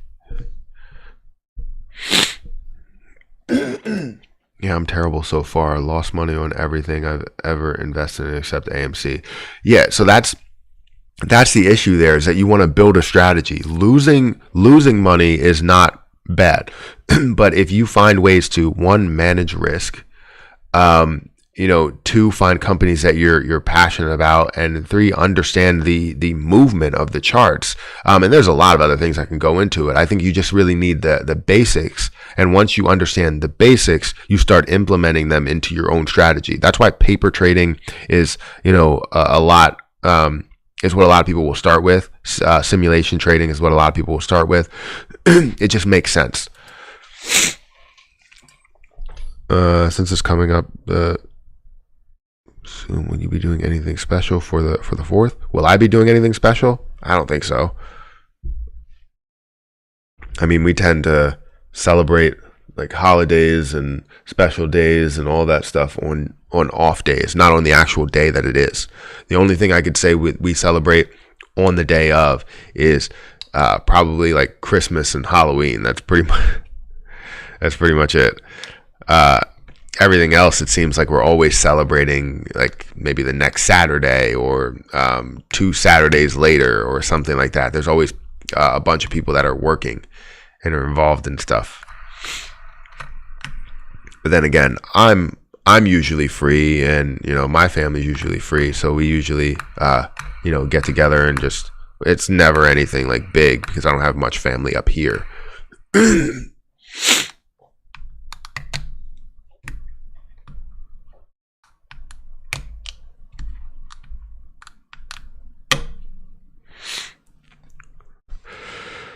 Sorry, sometimes I just day trade. I just daydream. Question: what makes the candlestick red or green? And the same for volume bar. Is there most buy/sell orders or the change in price? So it's the change in price. A candlestick is basically has 4 points to it. Right? You have the high, you have the low, you have the open price, and you have the close price. Now with a red candlestick, you're going to see the open price higher than the close price. That's where you're saying that it opened up here for this candlestick at $2 and where's it at? $2.60, I guess. Yeah. No, $2.26. I don't know where I was seeing that. No, it is $2.60. So it opened at $2.60, 61 cents, and then closed at $2.26. So that's basically what that's saying there. But then also had a high somewhere within that minute, or a low somewhere within that minute of $2.10 or so, and then also had a high of $2.72. Right? So that's what that candlestick is telling you. Now you're going to see the exact opposite for a green candlestick, to where the body means that the low point is where it opened and the high point is where it closed. So that's what you're going to see with a candlestick. It's the price action. It's not the orders that went in. It's the actual price action of the stock, which essentially is based off of the bid and ask. So the orders that do come in, but it's the price change of the stocks that actually get filled. So because you can see those bid and ask price, but that probably adjusts the price in a very minimal manner versus the order actually getting filled. So you'll see all the time that you'll have a wall, say, set at $2.73, right? You set it at $2.73. It gets filled at $2.73 for them to sell it. And then what they're going to do is that price is going to end up dropping because that order was filled. This community has been so helpful, though. I've learned so much from you and a few others about TA, and can make more informed decisions. Go AMC. That's great to hear. That's what this community is going to be about. If you have any questions about, basic questions or more advanced questions, and we can find a way to answer those, we can do that. But this community, and I love the fact that we have new people that are involved in trading. I want you guys to be as successful as possible. That's why I'm here, is to not only teach you what I know, but also get other people to teach you what they know within the community. Because other people may have more time to do more research and all of that stuff. So I feel like we can take this, find the best positions that we can all come to agree to, and bring those up, build a watch list on what we see as the best fit for day trading and swing trading during the day. And then we can make those decisions. And I'm not saying that we all just invest in there. We have to find a way to make our own decision, and make a decent amount of money with those positions. Do you know what I mean? So hopefully that ends up being what it is in the end, and we can talk about those stocks, bring those up on the watch list, and then after the fact we can talk about what's happening within crypto markets and any type of DD that we've seen across the stock market and crypto markets and options trading or whatever. Anyone know why TRC dropped so much the other day? The reason why it dropped, I created a video on it. It was a buy the rumor, sell the news type of thing. So whenever a company gives you hard dates, or whenever you end up receiving those hard dates of something, so something like ZOM getting their hard date of the March 30th or March 31st or something to release Trueforma, and then they release Trueforma early. On the date of the release of Trueforma, the people were going to sell. The rumor was that it was going to be a big thing. So it was continuing to drive that price up all the way up to $2.80 until it actually got released. And then what happened? It dropped down significantly. So it's a buy the rumor, sell the news. They gave you a hard date of saying you have to get this money in there by the 22nd or you don't receive the special dividend. Well, people were like, screw the dividend. I don't care about that. I can double the stock price right now and make money from it. And that's exactly what they did. They went from $5 up to $11. So they put a ton of money into that position to drive that price up, to say that people were gaining a lot of interest basically just because of that dividend. But no one really likes hard dates. The only reason they like hard dates is to have that buy the rumor, sell the news. And that's exactly what they did. And I said that in the live stream when we were talking about it, was buy the rumor, sell the news. There's two things that could happen. You could see with the hard dates, you'll see the buy the rumor, sell the news, or you'll see the stock price actually increase to $13 because people are interested in this dividend. But they realize that if it's the last day to get it in, that's probably going to be a point to where the price does end up decreasing, no matter how weird that sounds. Wish been steady, going up may be a good side chick to have while holding AMC. Yeah, it did look like it was moving up. I don't know the ceiling of where Wish can get to because it's so early, like, soon, and how let's go to year to date. So in December, that's basically when they started, right? So December 16th is when they started, around that $20+ mark, right? 20 down to 19 or so. But it's so soon to look at the history. You can't really see exactly what's happening here. You don't see much fluctuation. You really only see a decrease, and then that large increase, and then it's slowly decreased all the way down here. You do have multiple test points that you can break through. Waiting for it to break through this point. Sorry for all the coughing. But yeah, you're waiting for it to break through this point here, and also show that full indication of an uptrend with that crossover of the 200 EMA. By that point, you probably end up crossing that already. So it does look like something that is on an uptrend right now, and looks like it's going to retest 15 and retest 20. So we'll see how that takes place, see what happens there.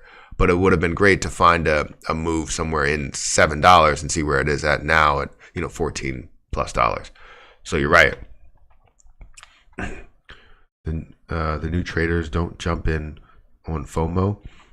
I did when I was first and lost 100% of my profits. Be patient and do DD. Yeah, I would say you're right there. As you start to get more experience and you feel like maybe there's more interest in some of these places, yes, you can make some money in a lot of those areas depending on where they're going, but you always do want to wait for that dip.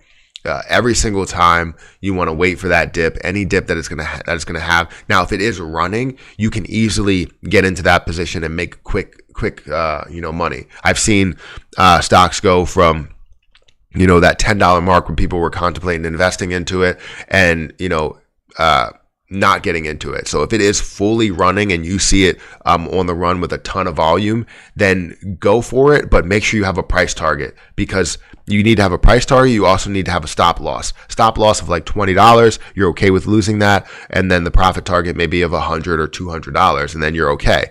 So there's a lot of times where I will catch it running and actually get into it while it's running, easily go up $1 and buy and sell within probably 5 seconds. So that really all depends, but that takes a lot of skill and a lot of discipline to be able to do that, because I know that people do not have discipline. And if you can figure out setting your stop loss, a mental stop loss or a physical stop loss, then you're good. This is crazy. I think I may be allergic to cats. You guys are making me think that.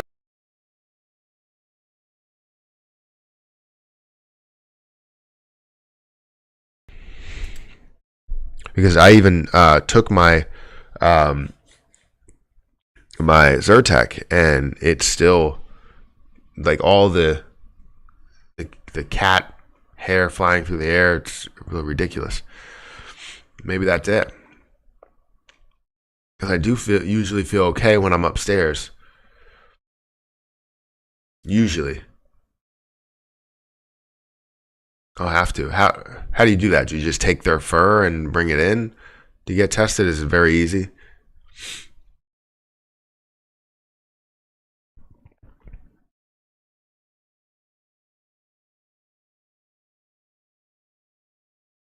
Do you cough and stuffy nose at work? Well, I work from home. I work in the basement. So, yes.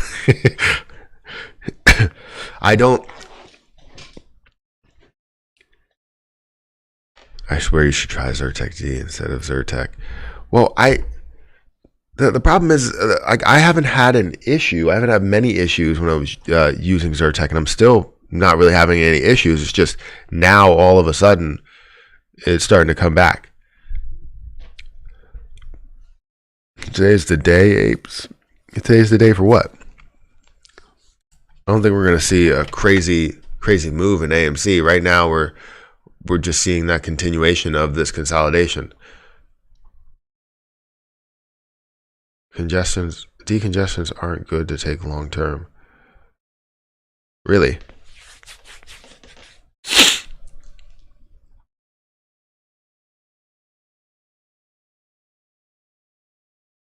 No, they prick your arm with dozens of different things to you could be allergic to. Huh. Interesting. They have to prick your back with about a bajillion needles.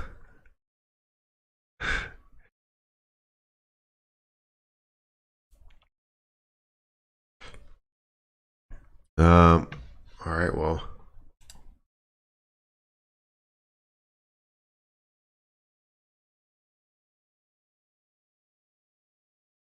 Well, like I said, I don't want to take something long term. That's the issue. Is I don't want to have to take something forever. And if it is Carl and Daisy, I would hate to have to give them away. At least Carl, I would hate to have to give away. But if we do, then we do, which would suck because I love Carl. He's the only guy in the house.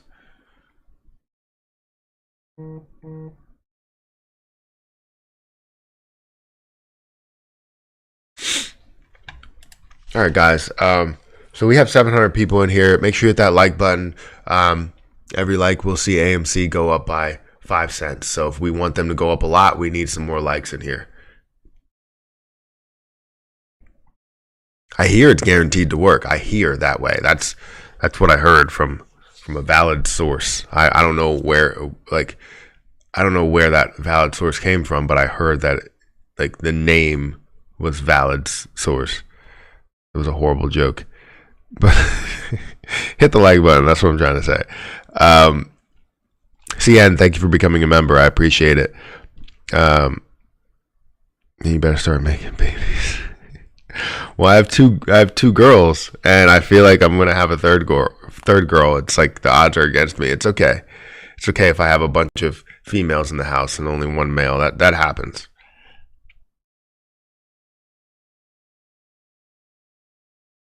Likes for AMC to increase is financial advice. No, I heard it from a valid source. I didn't.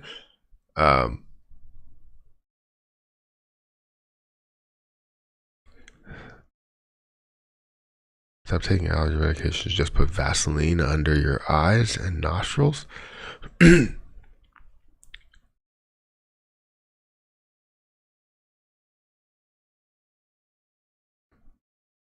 Get a shotgun ready. I don't know what that means. Hopefully that means like we're off to the races. Is that what we're? I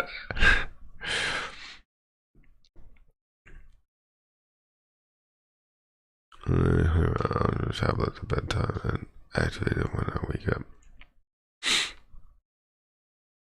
Allergies can take years to build up, so you may be exposed to an allergen for years and be fine until to the point where your body reacts.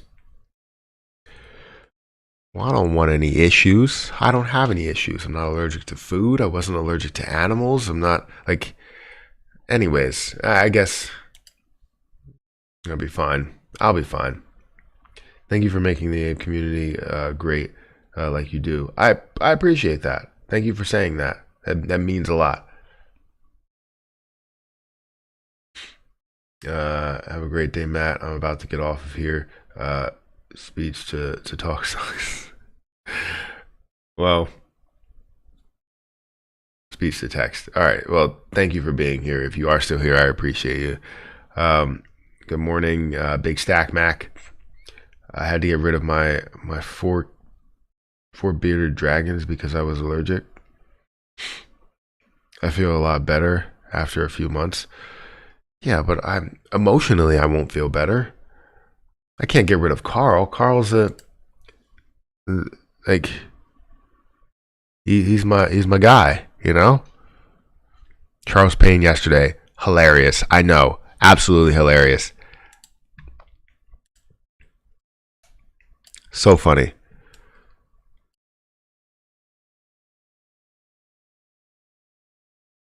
Matthew Perry's cough drops.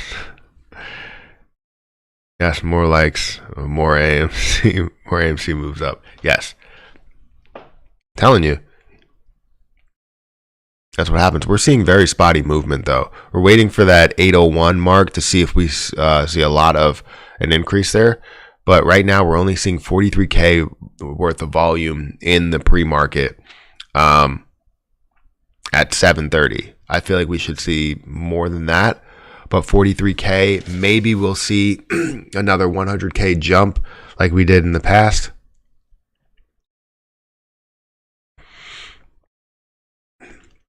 So people said, what I'm not understanding, right, is people have said that the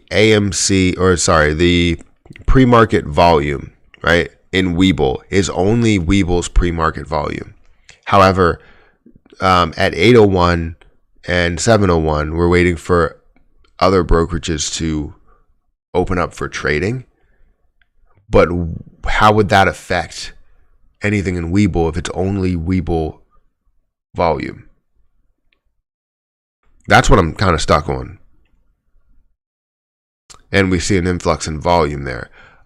I don't know. I mean, that's what I was thinking. When you do see the difference, you'll see that AMC or Webull volume is half of what Fidelity usually is. I don't know why we would see that. Why am I gold and not green? You probably have a setting here. So if you go down to settings on the left side, you're gonna be able to see different areas. So it'll show you yellow will be down and green will be up. And I think you can also do a custom color for different things. So I think you can do a custom color. I'm not 100% sure.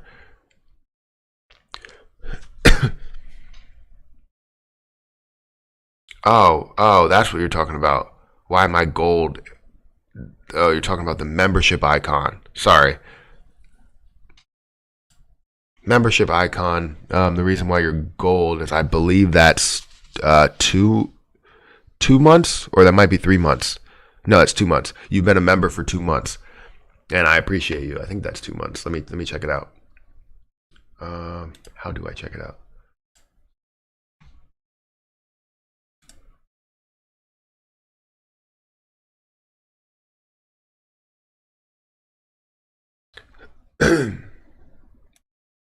Monetization, memberships.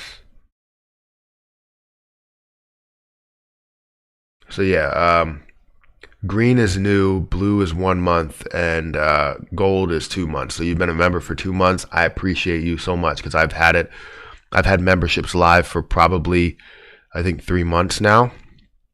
So if you're a member for 2 months to 3 months, I think it goes 3 and then it goes 6 and then it goes a year or something. I actually don't know what that is. Let's see. So new is green. After 1 month is blue. After 2 months is yellow. After 6 months is orange. And after 12 months is pink. After 24 is red. So if you're a member for 24 months, there's been people that subscribe for 24 months. If you're a member for 24 months, obviously you have to wait 24 months to be a member for 24 months. I appreciate you a lot, for being a part of this community.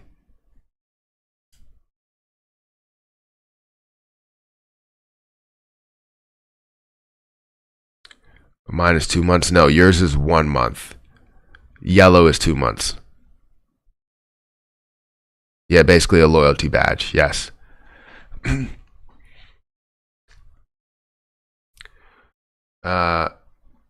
morning, Pratt. Oh, your family. Oh, you meant to say Matt. I don't know. Your family is feeling better. But I believe Hayden still has a fever. I'm not 100% sure, but she did last night. She slept for literally like the whole day. Do you have a Discord? Yes, the link is in the description. It's the second link in the description. SPCE is moving. 11% up, yeah. Wow. From 30, it closed at $40 up to $44 right now. It went up to a high of $45.56. That's pretty damn good. from, and that was way after the open. You just seen an influx in volume. Wow, that really jumped up. That looks great. I'm starving though. SBC has launched a set of end of summer. Has a launch set for end of summer, too, I believe. Well, things are getting real here. Jumping by 11%. You can gain a lot from it.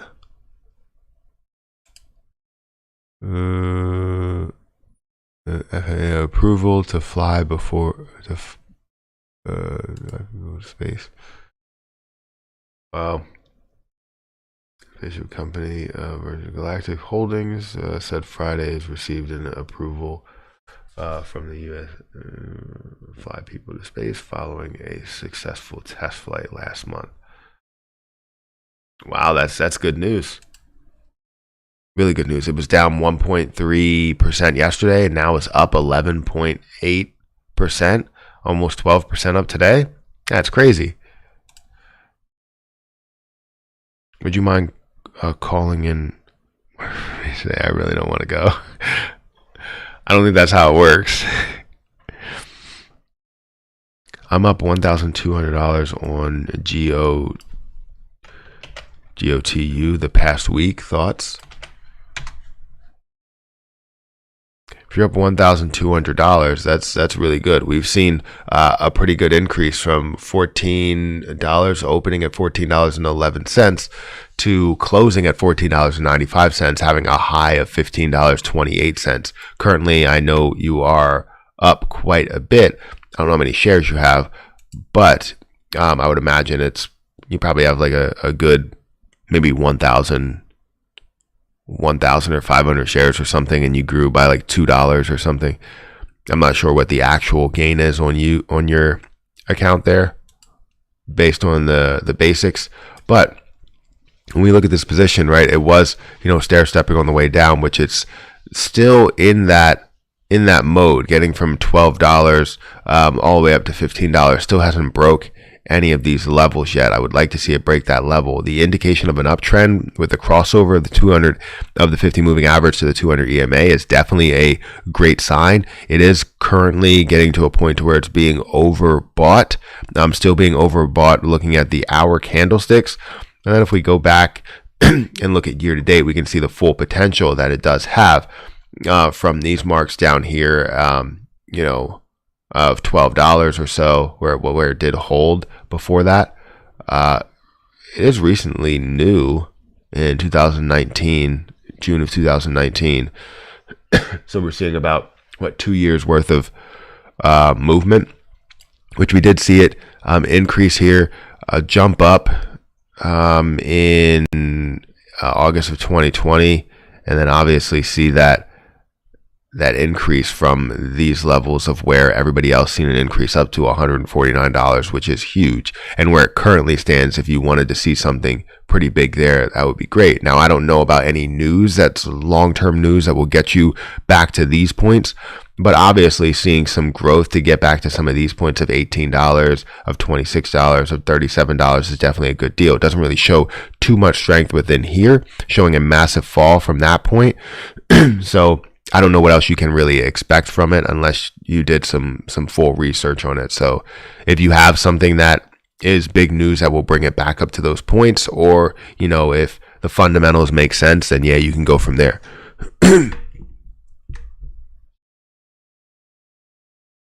So that is something that's on my list. I don't know what list it's on. Oh, it's on the list of swings. Yes, it was. As more of a longer term swing, something that you could buy maybe 100 shares of, and see that price increase to maybe like $100 or so.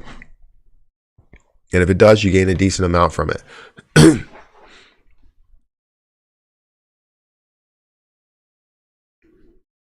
737 people in here, guys. Hit the like button. It does help out the channel a lot. Any thoughts on what is that? I want to see what crypto is actually doing. I actually have this on my watch list as well, I believe, as one of the popular stocks to look at. I was waiting for more of a jump. As we were looking at this, you see this bounce off of $18. Really has a strong bounce off of $18. Does not even break that point again. And now you're starting to see a little bit of an uptrend. Hopefully you can start to create that stair-stepping format, create a channel on the way up, because this channel was pretty strong on the way down, starting to show where that could possibly get to. Would have liked to seen this crossover and stay that crossover at the 50 moving average of the 200 EMA. Would love to see that crossover stay there, but seeing a test point of 33 and breaking that test point would be great, because we would like to see it stair step on the way up, create higher highs and higher lows. That's what I love to see. So it does look interesting, but again, when you start looking at more maybe longer term stuff, maybe you have to factor in the news, and I don't really know what the news is bringing. Crypto is sucking. Dogecoin has some real bullish signs I'm seeing. Yeah, Dogecoin has some real positive movement that we have seen with the position all the way up to 29 cents, which I was really hype about. If I would have knew that it would have come back down, which I did kind of think that it was going to bounce off of 30, it was going to, or pull back from 30, and it obviously did that. I didn't call it out, but I felt like it was going to pull back at some of these round numbers that a lot of people like to set their price targets at for some reason. Like people aren't going to see this and go, okay, it's going to bounce at 30. I'll pull out at 29. You know what I mean? So they did, probably got back in. It would have been great to get back in at like 24 after pulling at 29, but I didn't choose to do that. And it would be great to be able to play that to buy more coins without spending any more money, if that makes sense. I'll buy Doge at 19. I agree. We need to break 30 today. Yeah, I think that's the truth. We need to break 30 sometime today, whether it's later in the day or during the open. It looks like a lot of crypto is down today, so we might not see the most positive day today. Even Ethereum is down to got up to 2,036 and now is down to 1,800 yet again. So, did you watch the hockey game last night? I don't watch hockey at all. I barely watch, football and basketball. I try and keep up with some highlights, but no, I didn't. Was it good? If Bitcoin can get... I've actually watched more like soccer than I have like football. And technically that's football as well. Bitcoin can get... If Bitcoin gets its act together, then maybe we can have a solid gains on Doge. Yeah, I just think overall, I don't want to see Bitcoin just lead everything. Like, I obviously like Bitcoin at a certain level, but I won't hold anything in Bitcoin unless it's given to me for free. Like, that's just unless it gets to a certain level. So if it goes down quite a bit, then yes.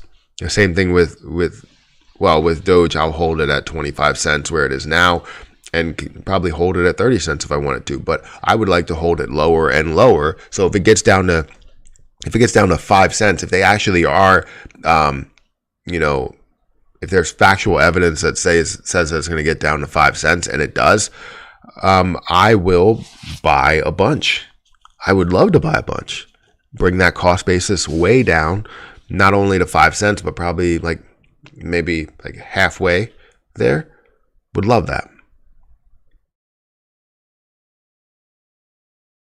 Bitcoin is the way. I don't know. I don't see Bitcoin getting to 60K again.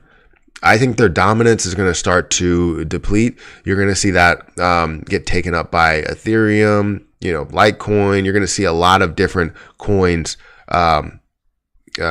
start to jump above them market cap wise, not share, not the coin cost wise, because you do have some other coins that cost more that you can get more money from. Actually, you know what? Let me go into Coinbase. There's one coin, and I can't remember what it's called.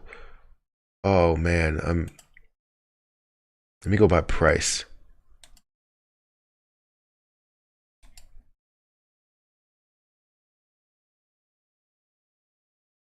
There we go. YFI. YFI that has a pretty decent jump to it all the time.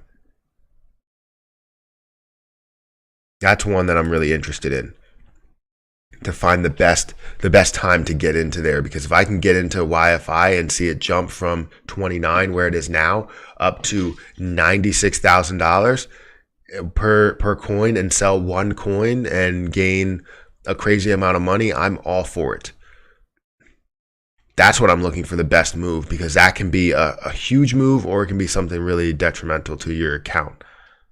So we'll have to see where that bounce can actually take place. But it's not as popular right now. It's something that I'm clearly watching. If you have a chance to check it out, actually, let me bring it up here.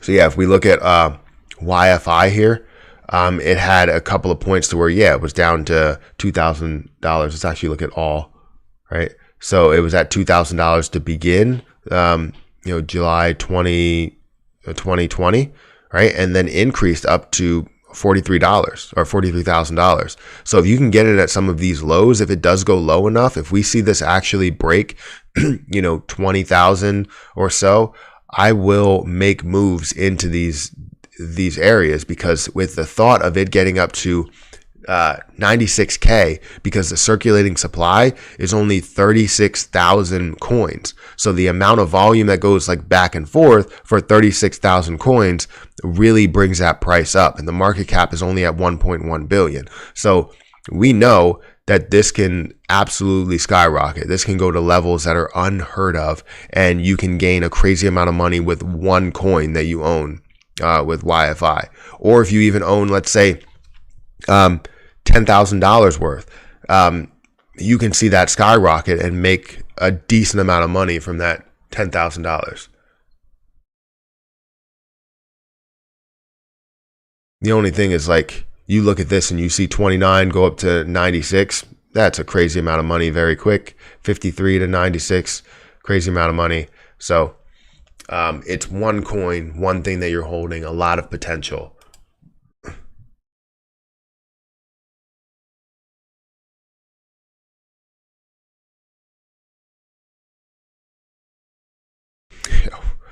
That's what I'm looking at. YFI there. That's definitely one that's in my sights.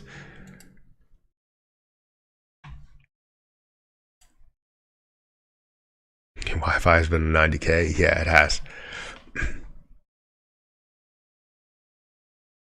Good morning, brother. ICP, baby. Yeah, I have ICP as well, and I'm going to continue to buy that. I do feel like that can instantly skyrocket. From what it's done in the past, it's jumped to $700+, and I'm okay with that happening. Owning, maybe 10 or 100 or something like that. You never really know what could happen. If you own 100 of that going to $700+, you're making a decent amount of money from crypto itself. So I would love to take this money out of here and put it into Coinbase, but we'll see how that plays out.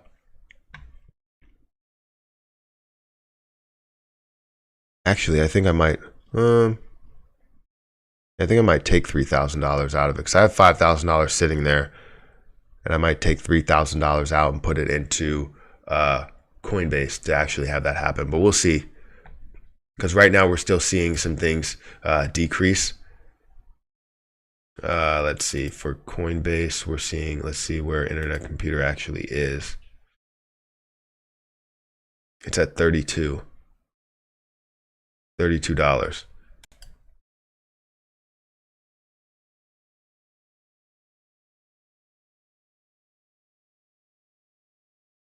Yeah, this is lower than it was previously. You know, getting to some of these levels, it got all the way up to $750 very briefly.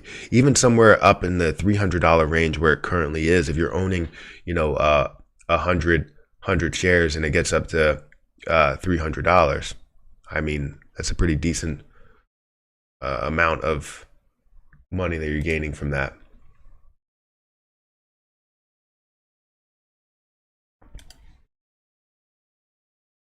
AMC pissing me off.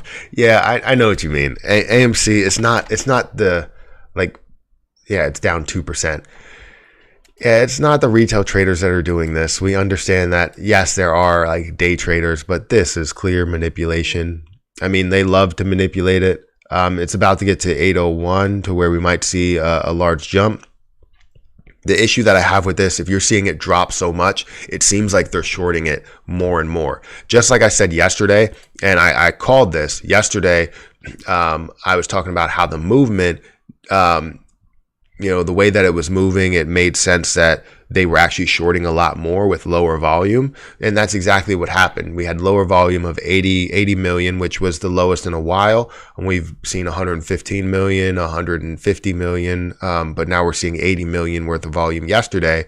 20.5 million of that was short, and it was 26%. I said it was going to hover between 22 and 25. Yes, I was wrong because it was higher, 26%.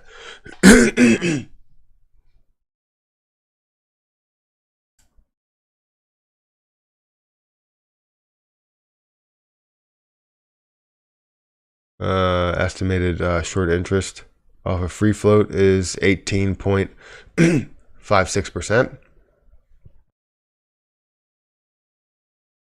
Estimated shares, so it's 94 million instead of what we've seen that was reported of 85.08 million.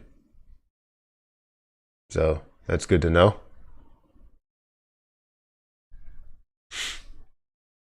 Don't worry about the price of AMC and GME. We know the price shown to us isn't real. Yes, 100%. It's premium on the options. Right now, the shares are better. AMC 100% manipulation and getting old. However, it's holding 300. Still holding 300 shares. Yeah, again, I mean, that's what it's all about. We understand what it will be and what it can be. I kind of sound like Thanos there. We understand what it can be. Anyways. Are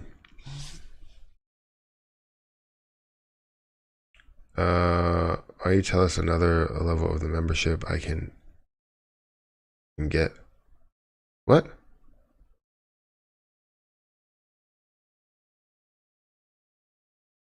Why you can't tell us? I don't know. Maybe it's talk to text. Oh, I see. It's smart. AA is pissing me off. Yes. I guess sometimes he does. Trying to get us to vote yes. It looks very shady from him. He should just let us squeeze the first. Well, the thing about it is, I think he is. He's trying to help the company in the long term by basically saying that he can't use it in 2021. He'll only use it in 2022, which is 6 months from now. So I think he's just trying to save the company, trying to make sure the company pays off all its debts and it can implement some sort of,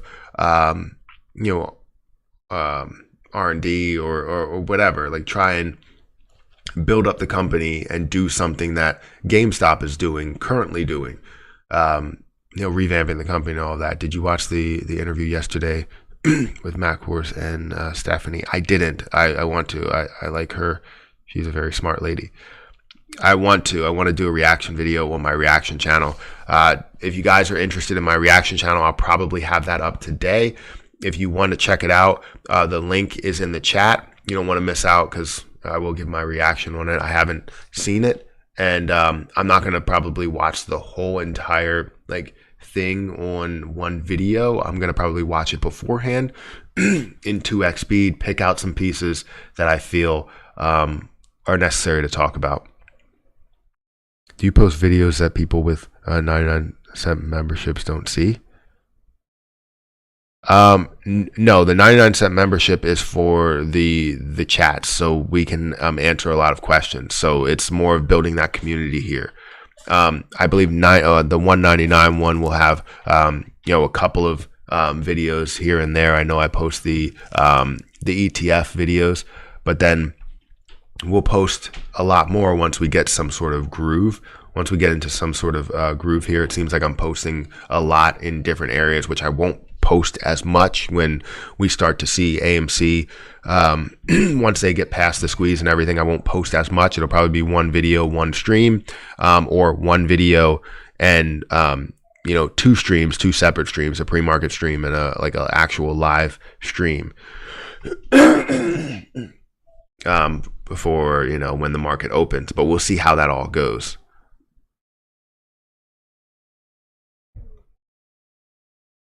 So yeah, the other version the other membership I need to post a lot more, but once we get into a groove, there's going to be a lot more videos that go through there. Some of the videos that I actually post on Patreon, not all of them, but then yeah.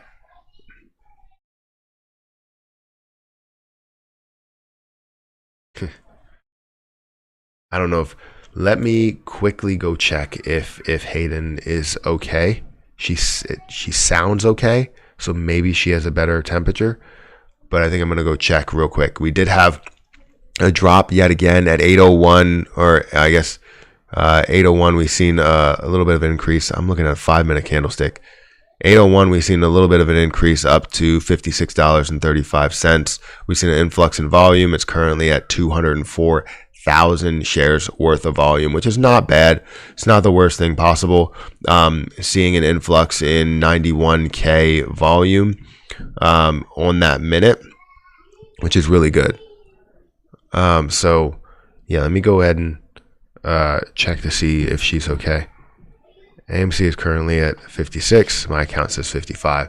No, it says 55 down here. So the pre-market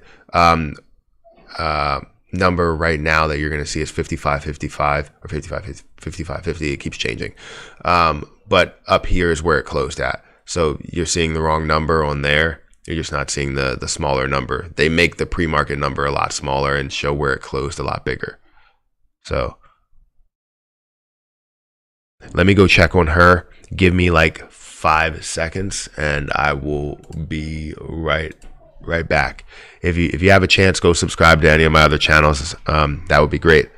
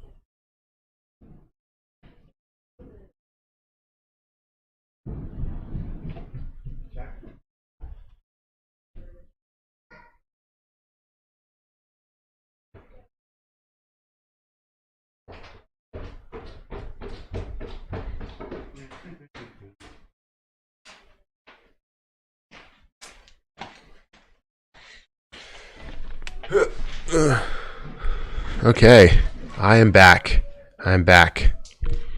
Um, oh, Carl, grab. Jay, thank you for upgrading your membership. Thanks, brother. Glad I got you before you left.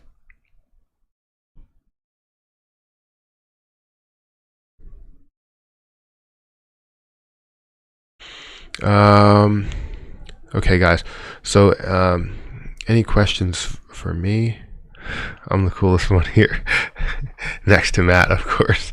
That's funny. Guess not. How much you bench? Oh, we owe him $2. Yeah, a lot of J's in here. Yeah, it seems that way.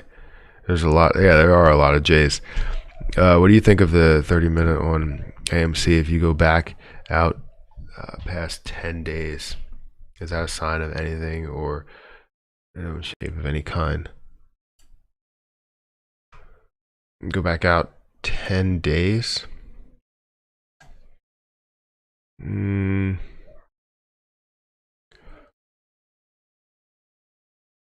really. I mean, you're just seeing a lot of fluctuation. You're seeing not a lot of fluctuation, but I would say it's more flat than anything. If you look at some of these days too, it seems like they want to keep us within that like $57 to $59 range, not really breaking above 60 a couple of days, but then ultimately keeping us below and trying to keep us around that $59 mark, or find a way for us to get even lower at $39, which is always a great price point to make your move in there.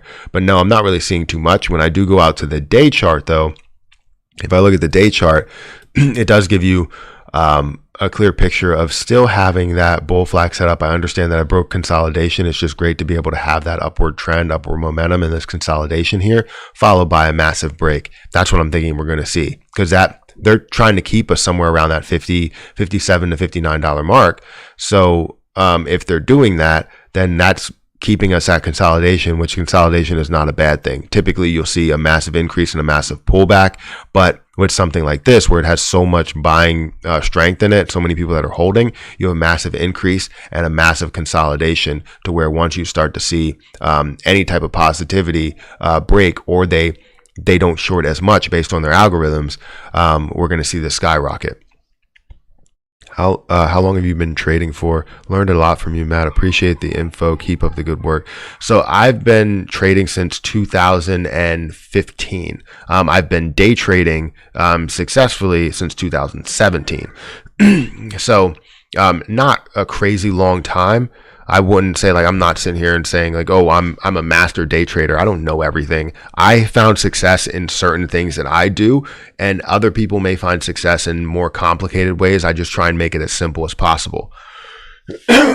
Focusing on risk management and, focusing on, the chart, rather than looking at a lot of the news and worrying about that, just makes me more successful day trading. I know swing trading is kind of an adjustment, because depending how long the period in time, I might have to look at news articles and actually break down what could happen.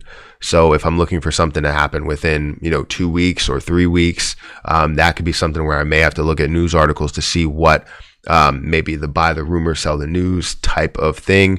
Or we could see just a merger or something like that could get me a decent swing trade out of it. But for day trading, most cases, it doesn't matter what the news is. It's all about the price action, what the candlesticks are doing and all that stuff. So I've been trading for a little bit, not a crazy long time, but a little bit. Do you think AMC will drop below 50? I think that it can. I said yesterday that we possibly would see it drop to 49 based on what the volume was in the beginning of the day before 801 hit, or 701 and 801 hit, and we've seen it jump to about 250 thousand. So now we're seeing this around that same range of around 250,000, maybe 300. We'll never see we'll never know exactly where that is, because it's only showing Webull volume. I guess I can go into Fidelity and figure that out. It's probably around 500, I would imagine. If somebody does have the true volume, if somebody's in Fidelity or another platform that has what the true volume is, please, say it in the chat. I don't want to have to log into Fidelity right now because that's my long-term investment account. I cried at the end of the first live action Transformers movie. I don't know. I don't even remember the end of that movie.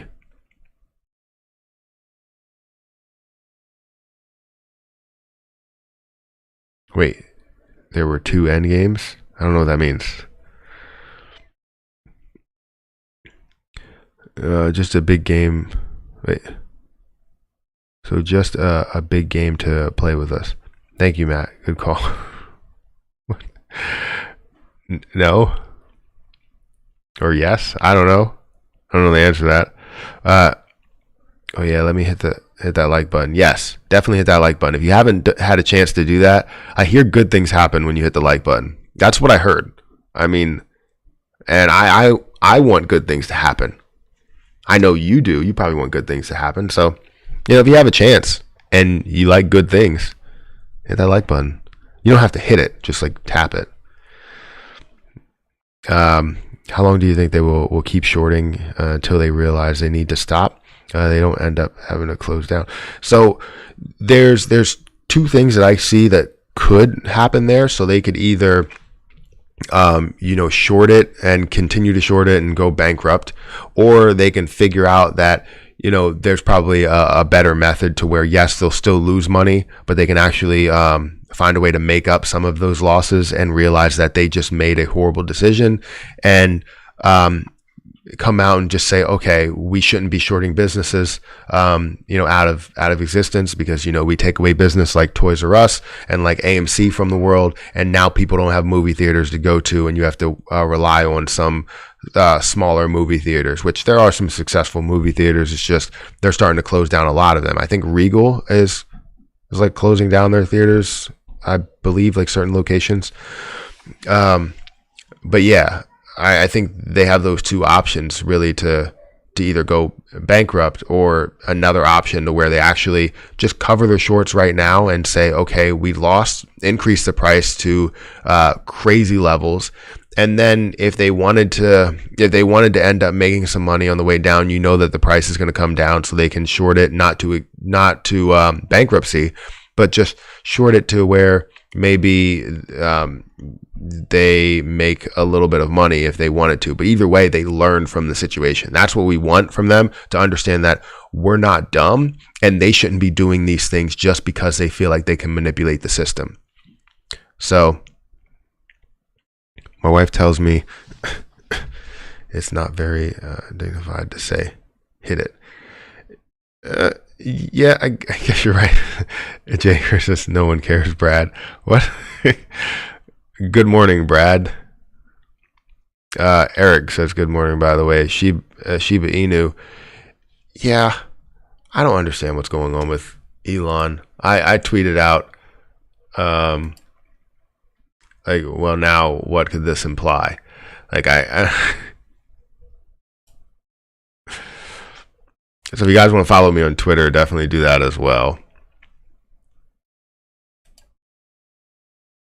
Someone said something here. Let me check what they said. I'm watching your live stream right now.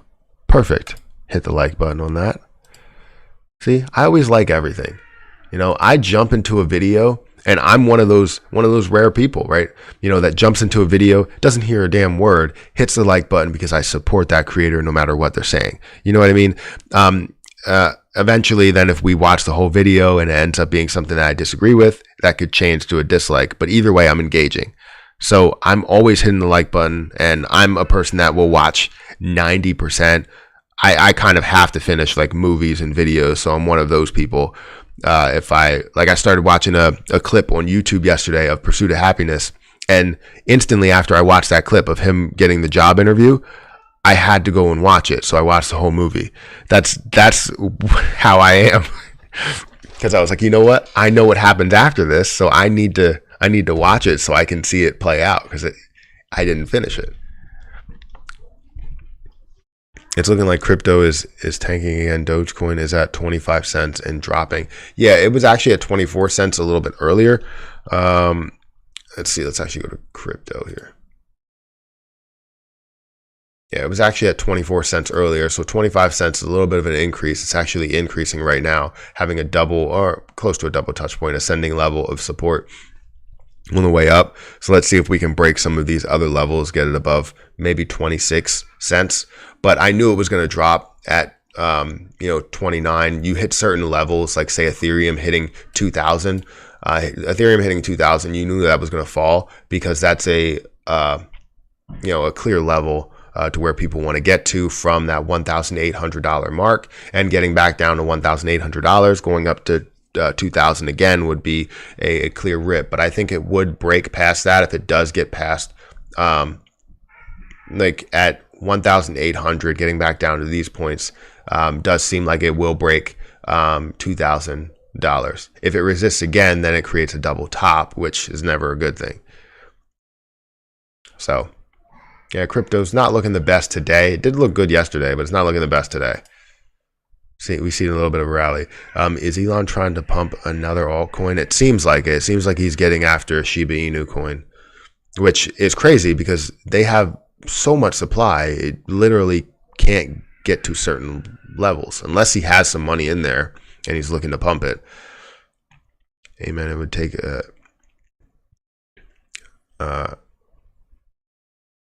a serious, I don't even know, for me to hit unlike on something. Seems so rude.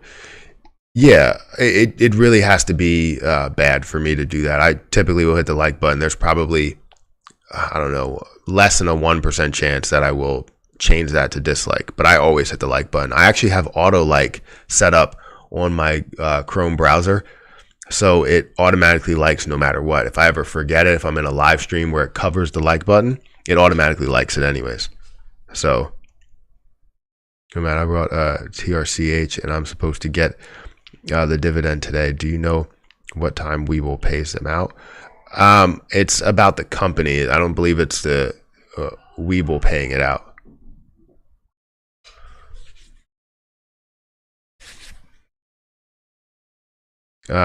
So I don't know the answer to that question. Can I ask you your interest in ZOM? Are you waiting for a squeeze, or is ZOM just like your pet stock? I don't know why I have it. So ZOM for me does have a lot of interest behind it. So the things I like to see are a lot of people that are talking about it, popularity in the position. I like to see the fact that maybe they are shorted, but then they still have massive push to it. If you look at ZOM in the beginning, it was, pretty much barcoding for a long period of time because it didn't have enough volume. It has so many shares out there, such a high float of like 900 million, but then the volume just wasn't high enough. Typically, when you see a high float, you want to see high volume, so it matches the increase. And now we're starting to see that. But you're also seeing that ZOM is about, I believe, 7-8% short, which is not crazy, but they are shorting it around 30% every single day. Some days topping 60% from what I've seen.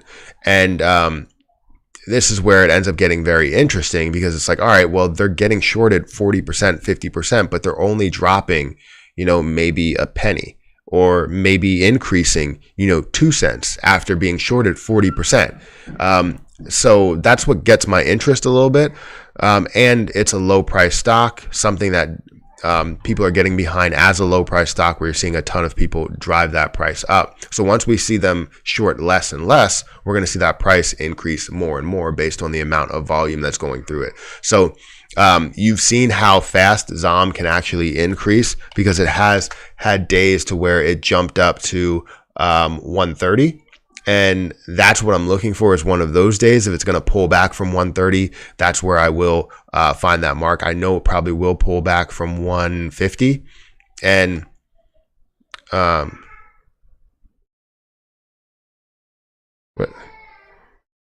did that say?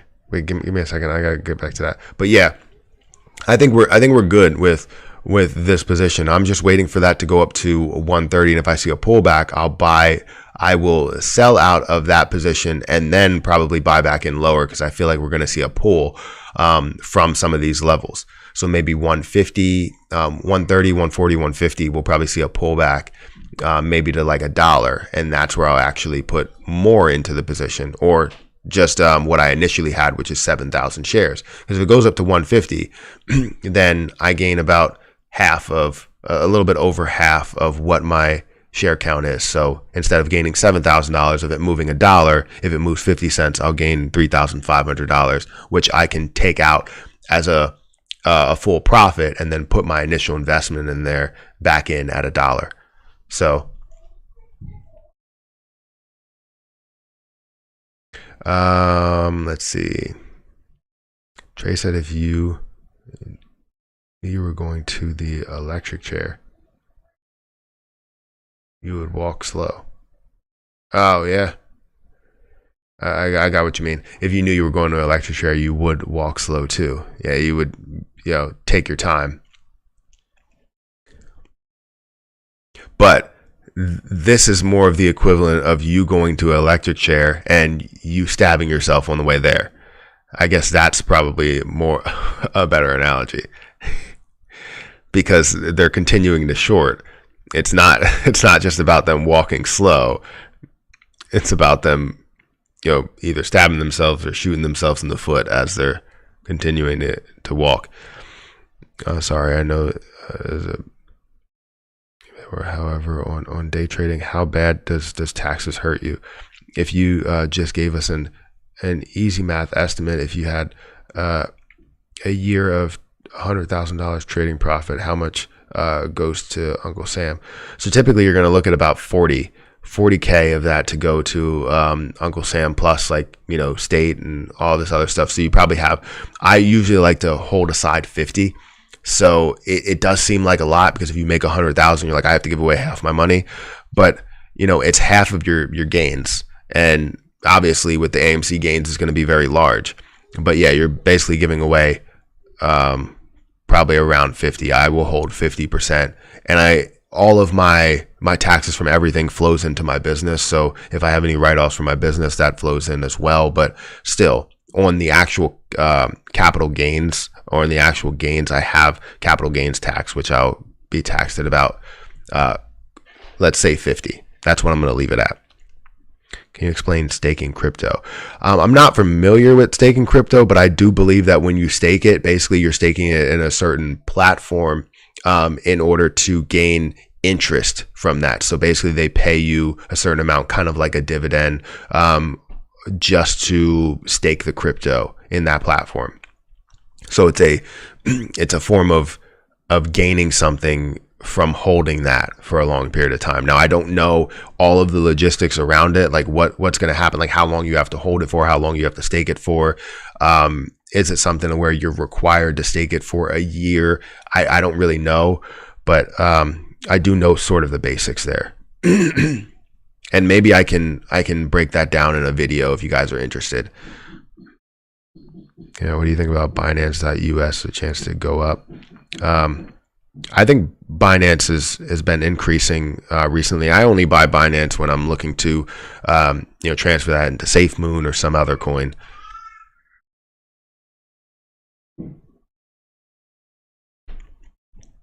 I'm all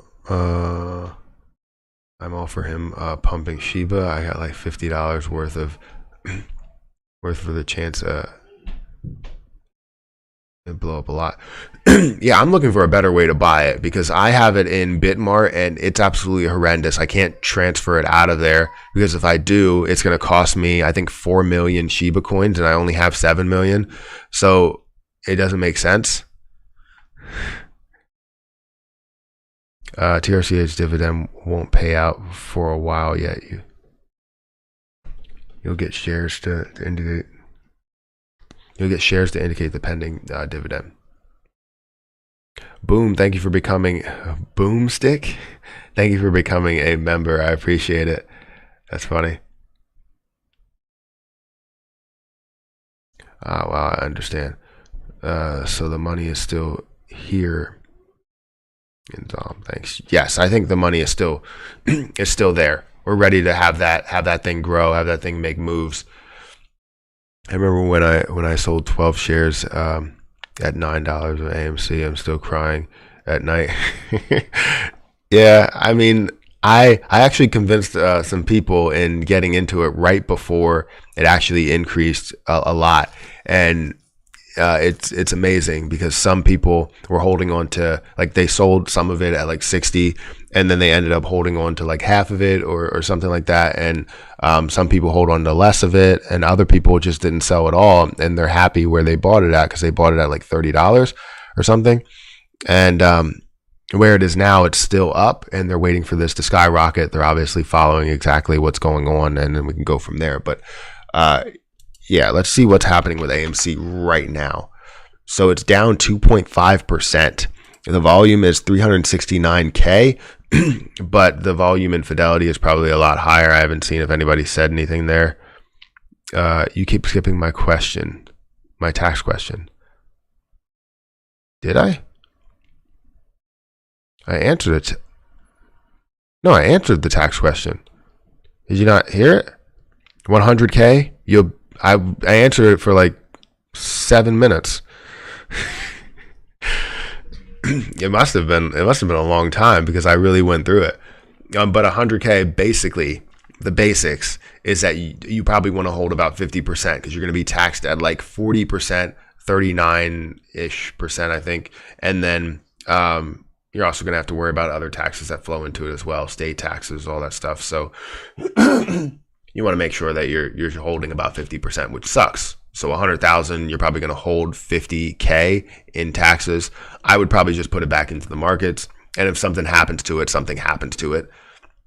If you gain 50K in gains and then you lose that 50K, I mean, it's pretty much a wash there.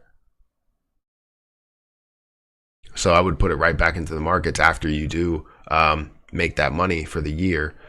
Put it right back in there. Or maybe you can gain some more out of it, which means you'll have to pay more in taxes, but you can gain more out of holding more money. So if you gain 50K, or if you gain 100K and you wanted to use some of that regular money into your normal life, you use the 50K to gain more money. And then if you lose money out of that, then you lose money out of it. It's more of a wash. But if you gain more money out of it, then you're just going to pay more money in taxes, but then also have more gains. So, question left. Left side tickers. What's the little yellow square represent? What's the little yellow square represents?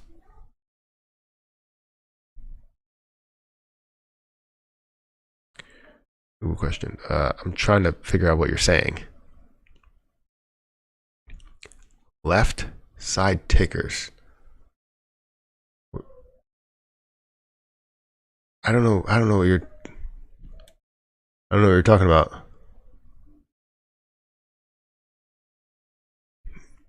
I have no idea what you're talking about here. I'm sorry. I'm missing it. Oh, good Lord. Oh, I'm behind on the questions. That's why. I'm gonna have to catch up. Sorry if I missed your question. I'm gonna catch up, and then if you ask the question that is before when I start, let me know, and we can answer your question. If you want to just copy and paste it, then let me know. Martin Apollo, thank you for becoming a member. The yellow box means news. Oh, okay. I was wondering like what you were like left of ticker. Like I was just like, what? That's the right side. That's why I was like, what's going on here? But yes, that's the news that you would get. If you do see an E here, you'll see that it has an earnings that's supposed to be today, or that's supposed to be reported. So you'll be able to get that. But this is the news. Yes, you'll see a lot of the news that's happening right there. You can break that down. Sorry, I didn't understand what you meant.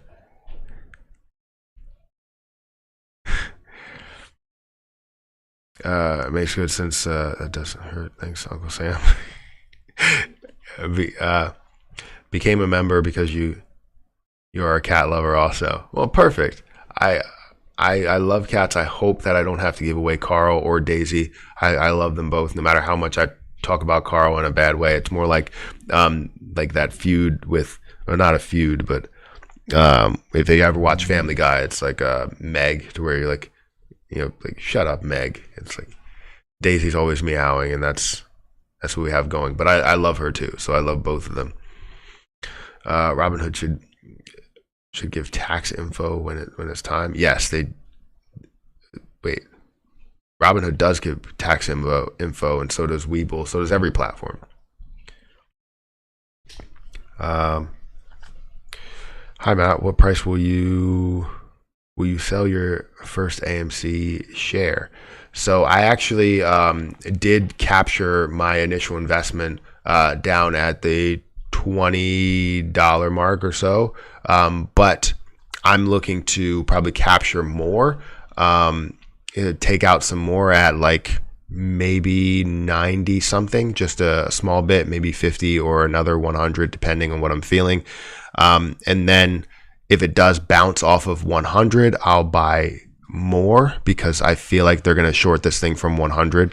But I have a bunch of different price points on the way up, to where in the end, when I'm holding at the peak point, I will only hold 100, max 100 shares. There's no way that I'm going to hold any more than 100 shares. I understand that you can get a ton of money out of holding a crazy amount at those heights. I just don't want to derail it for anybody else. I will take 500K to $1 million worth of a gain for everybody else to get that same amount. Because if I sit here and buy up everything and hold 10,000 shares or 20,000 shares or whatever and sell at the peak point, I'm taking money away from other people. So I want it to last as long as possible. New traders stay trading in the markets as long as possible. Don't feel like they're being manipulated on the way down. Like there's a bunch of things that go into that. So I'm always looking to find the price points on the way up, solid price points to where it won't affect the price if I am selling, maybe 20 or 40 or 100 shares. I still haven't figured out the full like how many I'm selling at each price point, and we'll figure that out. But I know it's going to get less and less as we do go up, and then eventually it's going to be at that like 10 shares to 100 shares, depending what the peak point is. If we get to $10,000 worth of value, or $20,000 worth of value, or 100K worth of value, I really only need to hold 10 shares at those points. So if we see it moving on the way up and it gets over 40, you'll see me sell 20 shares and 30 shares and whatever, and then when it gets to 100K, I'll have 10 shares left.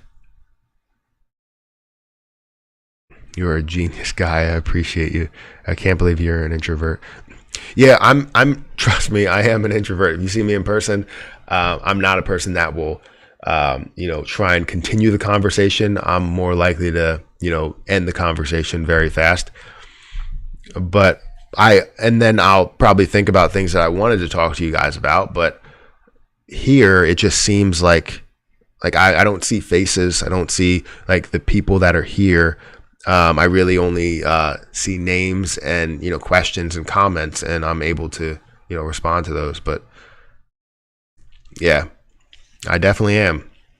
You can ask anybody that I went to college with or high school with, if you do know them. I'm just usually to myself, unless I'm on the football field. I'm all out on the football field. A lot of noise, a lot of hype, a lot of movement. Football field is another story.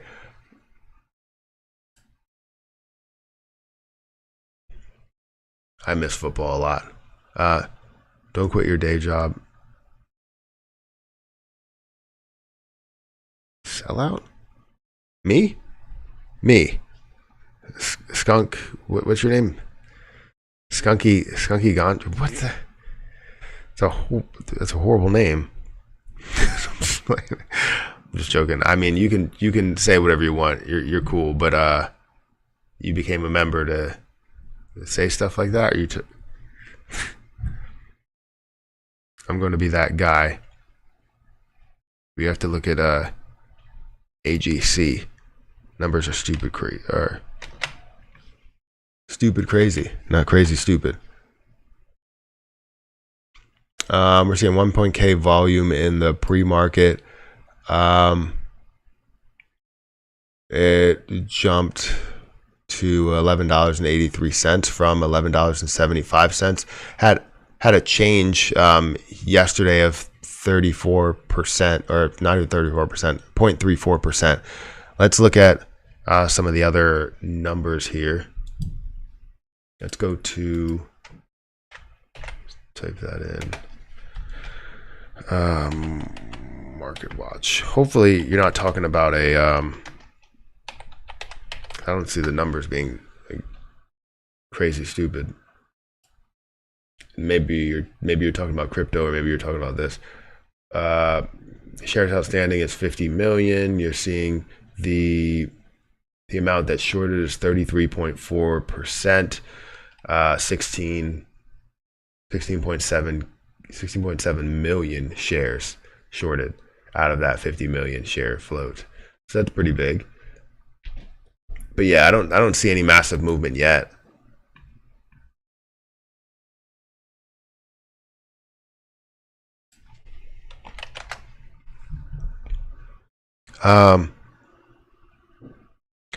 What I want to understand is it skunky ganja, right? I want to know what's your plan for selling. I want to know what's your plan on exiting. If you're still watching, I want to know what's your plan.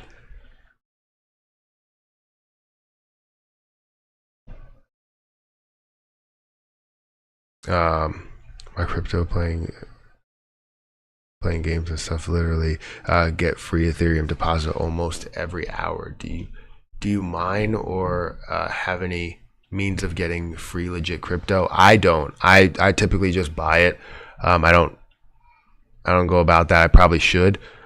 Where are you getting the cool Loki merch? I actually got it from Hot Topic.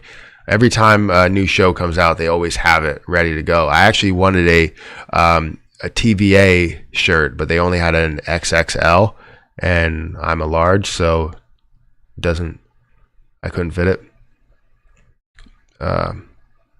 Pretty dumb he became a member to say that. Matt can sell his AMC when he wants to. He has helped so many apes. He's also still holding plenty of shares, and when he's going to sell smart. Yeah, I just want to know. I want to know what everybody's plan is, because the issue is that people will be stuck without a plan, and then those people that are holding a large amount of shares might be stuck not being able to sell it. You never know what could happen. And I don't want to apply the situation in a positive way to David Portnoy, but you can get into that situation where it is growing. And if it's growing, they can restrict trading, stop whatever they're doing. They can stop buying and selling if they wanted to, because they're allowed to do that. That's what you signed off for when you did sign up to the brokerage account. So just realize that.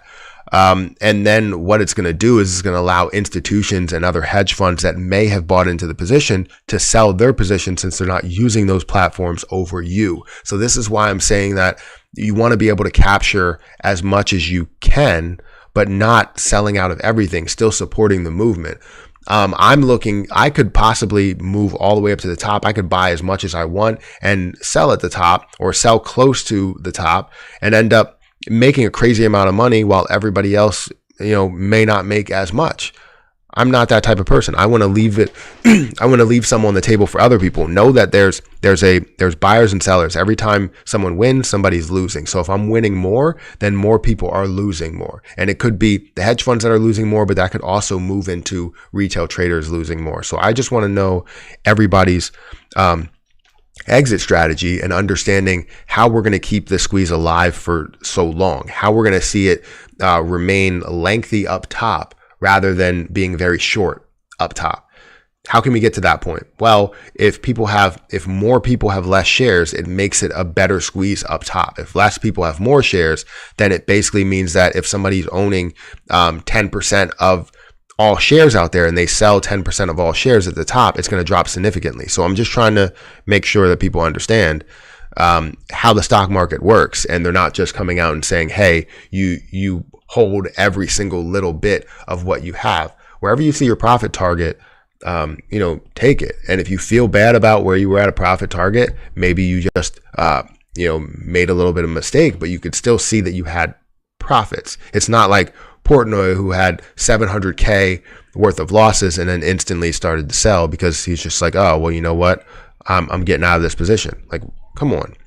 You have to show some type of restraint, I guess. Got to show discipline. Thanks, Matt. Yeah, no problem. Free ETC. I'm not even promoting, but if you want my referral link, yeah, I mean, sure. If we can get,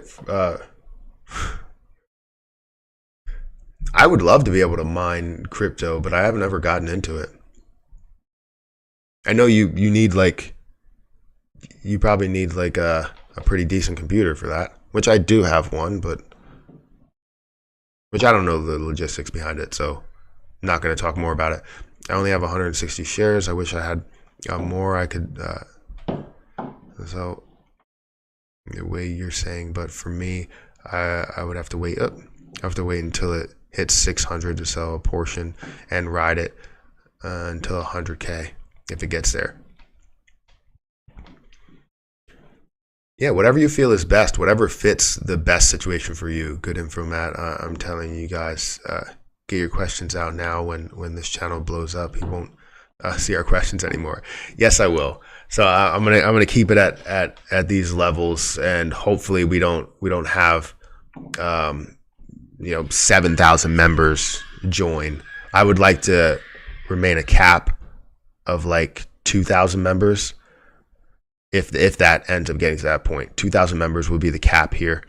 And my plan is to sell when you educated guys say sell, not based on share prices as much, as simple as / complex analytics. That's my truth. Interesting. Meep. I don't know what that means. Good morning, Matt. Love your insight. How do failure to delivers relate to if all the fake shares in the big picture is $500 conservative? Have a great day.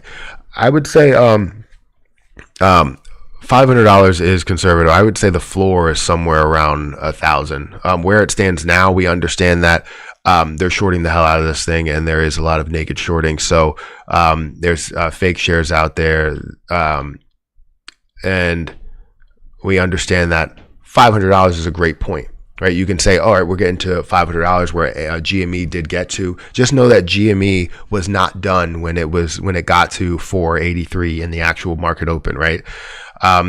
It was still on the uprise when they actually derailed it with a lot of the restrictions that were taking place. So 500 is conservative. If you can find a way to, maybe that's your first move if that's what you wanted, or your first move could be halfway in that point, 250 or something like that.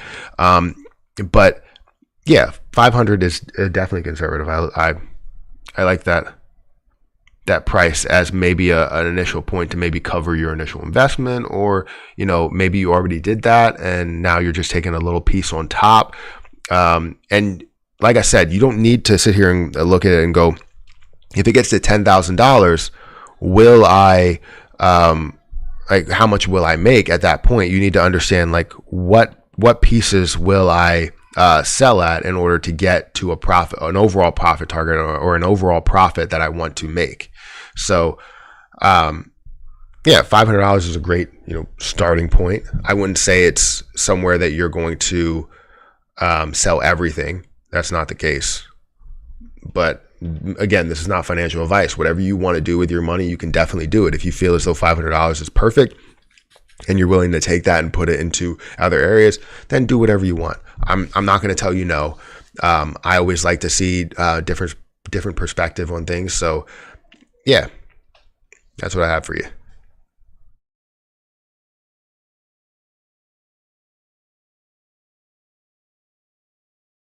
I have 100 shares.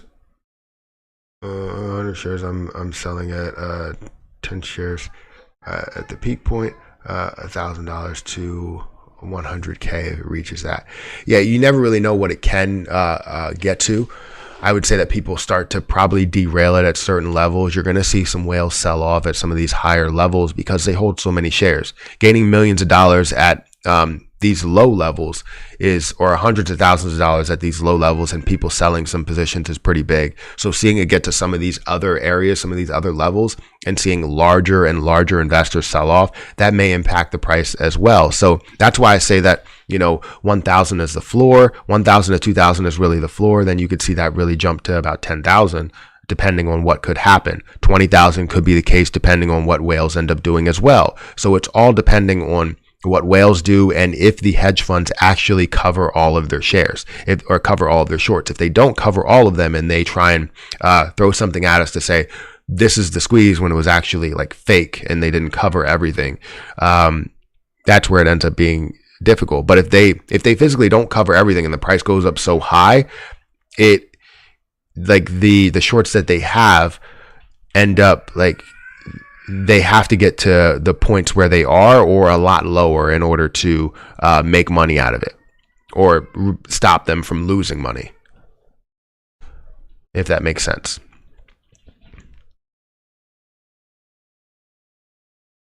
I'm missing out on that. Wow, AMC short interest now at 18.5%.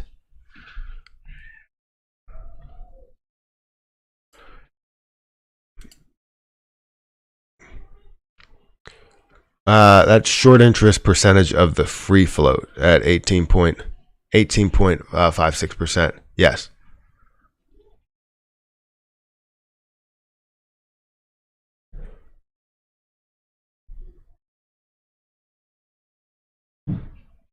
At 94. So that's not the actual short interest. So there's a difference between the short interest and the short interest percentage of free float. So what you're going to see is the percentage of this 94.92 million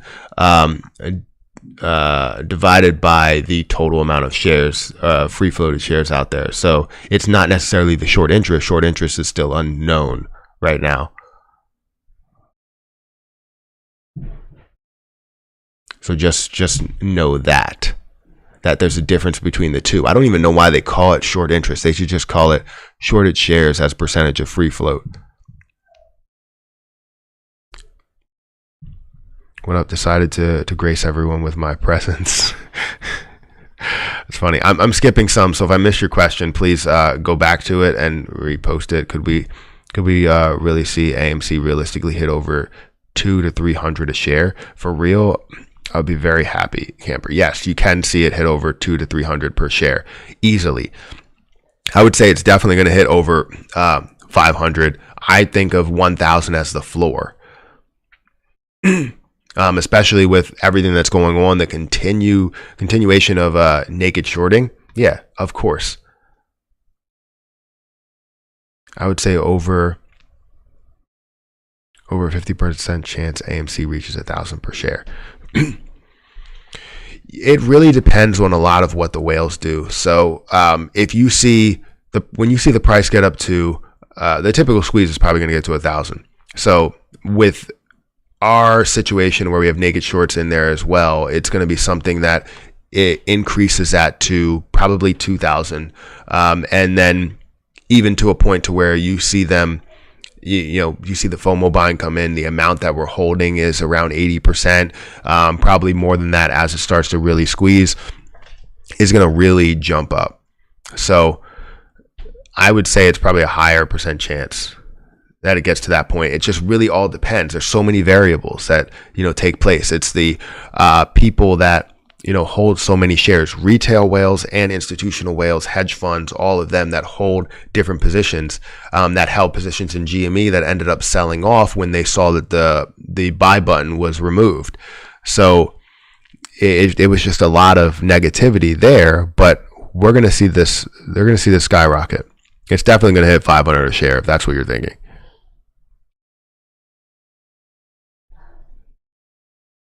That skunk guy paid $1 to comment and leave. That means another $1 of Ethereum. Baller. That's funny. It's funny how you still remember that. $1 of Ethereum. I just bought $1 of Ethereum. I generally think it will go from 10K to 25K. Yeah. I'm very confident this will be huge. You sound so confident on this huge squeeze. And when do you think the squeeze will happen? I think it already squoze. It didn't. No. So if it did, you would have seen a lot of the shorts cover. For GME, that was supposed to happen, back then with the restricted trading. That just made it stronger, where the shorts basically doubled down. You've seen people sell. They continued to, short at the higher levels, thinking they can make more and more money, but they really didn't. The shorts were actually covering at that point, but then you got to a point to where a lot of people just stopped buying, or a lot of people stopped buying, and then because the buy button was taken away. So when you look at the overall situation, you know that GME was not done at 500. It was going to get to probably 1,000, if not more than that, because they were covering, but they weren't even covering at the rate that you should have seen them covering. Do you know what I mean? So they were covering some, but most of that movement was FOMO buying. You had people that were buying up these positions. You had institutions, hedge funds that were buying up the position, not even factoring in the max amount of coverage that you would get from those shorts.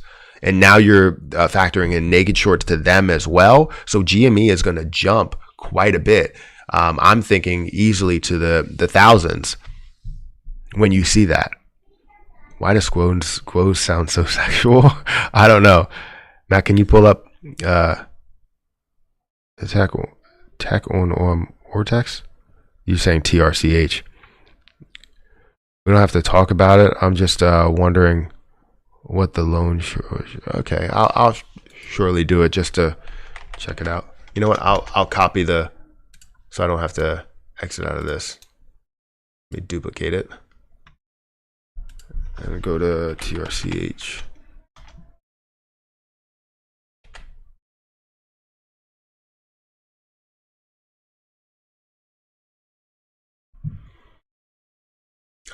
Days to cover is 1.65. We don't know the short interest. The total shorted amount of the free float is 20%. Let's see. We can't really see any of that data right now. So you're looking for the borrowed shares and seeing all that. The shares on loan is 47.5 million, a change of 40%. So yeah, there you go.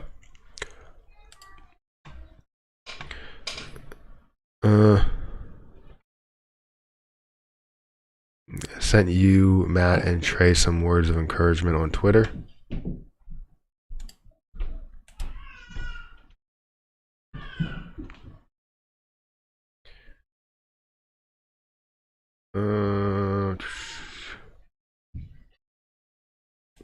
I don't see it. Let me go to my profile. Let me go to mentions, maybe. Yeah, go to mentions.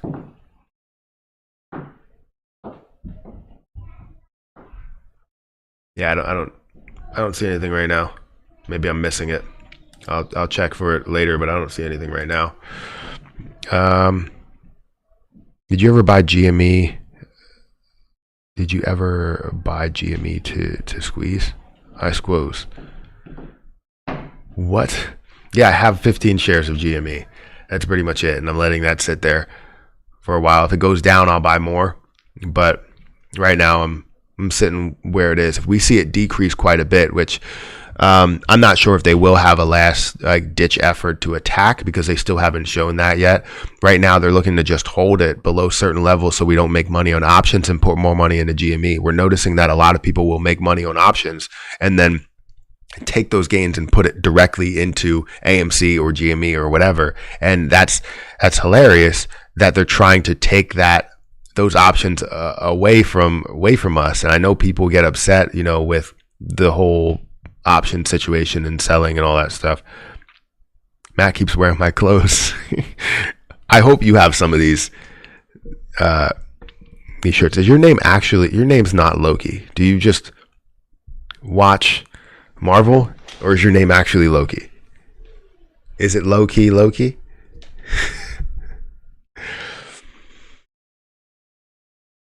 Average price on GME. Yeah, let's look at GME. I haven't looked at GME in a while. GME currently is at 214. It's up 1%. It went up to 219 today. Looking for a large increase there, or a larger increase there.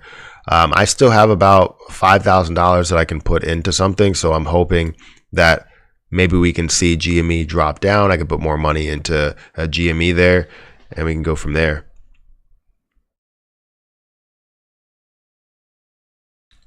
That's your gamer tag. Oh, wait. I'm sorry. Your gamer tag is Loki Noki, or is it low key?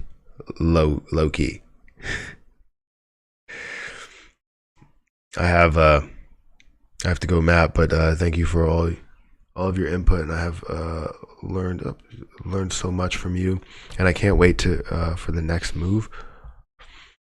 Once this is over, yeah, I can't wait for it either. Where we can actually focus on what we can do during the pre-market hours, what we can focus on when it comes to the watch lists, building the watch lists, all that stuff. That'll be really fun. And that's why I'm trying to build this community for all of the new traders that want to get into this and want to maybe start swing trading or day trading and don't really have the time to do it during the day. They may have a 9 to 5. You can obviously go into my live stream in the morning in the pre-market. We can always get a lot of things situated there, build the watch list, and then you can invest in something before you actually head off to work. So, and I don't know if that's the case, but yeah.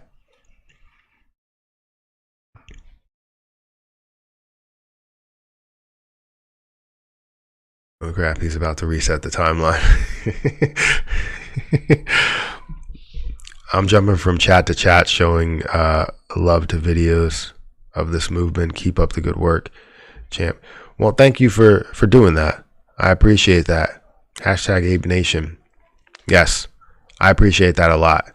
Anybody that stops by, anybody that becomes a member, anybody that is a part of this community, whether you have 1 share or you have 59,000 shares, I should have said 69,000 shares. I'm happy that you're a part of it. You're making this stronger. You're showing the hedge funds that they shouldn't be calling us dumb money. They shouldn't be calling themselves smart money, because they make horrible decisions as well. I mean, the stock market is not 100% predictable, but if they can manipulate it, they seem smarter. So, they're smarter or more smart? It's smarter. Loki Noki, is that pronounced Noki, or like Coke? What?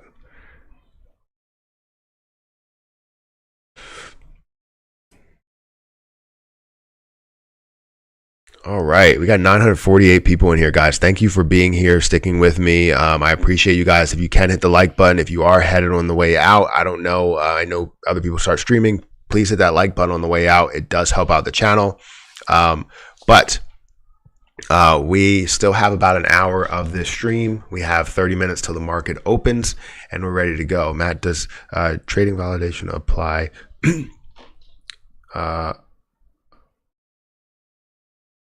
Apply to all brokerages? What is that? Never heard of that term.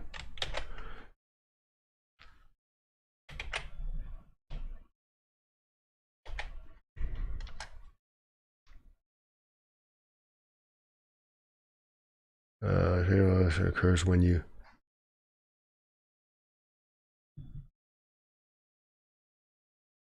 A trading a violation occurs when you buy securities and cover the cost set of purchase or selling with other full paid securities after purchase.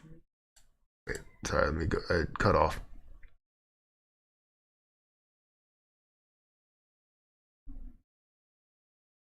I don't know where that went.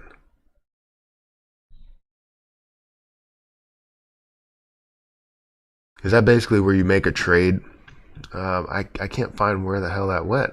Is that basically where you make a trade and you basically trade with unsettled funds?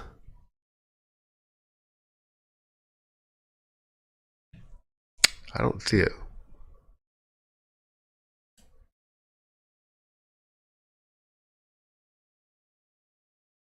Yeah, unsettled funds. Yeah, so it applies to all of them. You really don't want to trade with unsettled funds. You probably want to start with a margin account. It doesn't mean that you're using margin. It kind of just means that your funds are there, right? And you have it in cash. It's just unsettled. So when you're using the margin, it considers it settled. So you would use it in a margin account instead of just a cash account, because it's easier to day trade like that anyways. Like for me, I can trade $5,000 off and on for however long I want to. And then it'll get to a point to where I eventually sold out of that position, and 2 days later or 1 day later, it's really settled. So yeah, it pretty much applies to all of them. So you want to have 25,000 in your account if you're looking to day trade. You also have a margin account so that you can have you can trade with unsettled funds, and you go from there. Sold my Doge to buy more AMC. Whatever you feel is better for you. I mean, Doge has a limited ceiling. I would say AMC does not right now. You could double, quadruple, quintuple, whatever it is. You can 10x, 20x your investment on AMC versus Doge right now, where it currently is, I believe, at 25 cents. You're really only looking for a 4x your investment up to $1, and obviously looking for a little bit more as it goes up to like $2, $3, and all of that. But once it goes to $1, you know it's going to pull back because people are going to sell thinking that that's the max that I can get to, but it's not the max. I just hope that, what's this news about Citadel in Ecuador? Apparently they were raided for some legal practices. I posted it out on my Twitter. I had like a translation through Google Translate. Posted basically the first article or the first paragraph in there, but I don't know if it's in connection with the U.S. Citadel. So it said centralized security depository and the Citadel Securities house, both located in the center of I don't know how to say that town, the center of a town, were raided this Tuesday as a part of an operation to dismantle an alleged criminal structure dedicated to the crime of falsifying information in the market system. So that's what I had as the first sentence after I translated it, but we don't know if that's tied to it at all. Do you know what I mean? Tied to our Citadel, because it doesn't show up on their like locations, but it is something that we need to talk about. So it's always here. I posted it on Twitter. I posted the first translation, the first paragraph translation. So you can definitely check that out.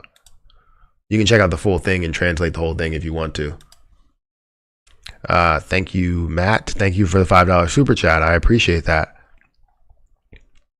What's this? I just read that. I gotta make donuts. Gotta make donuts. I would like a donut. It reminds me of that kid book.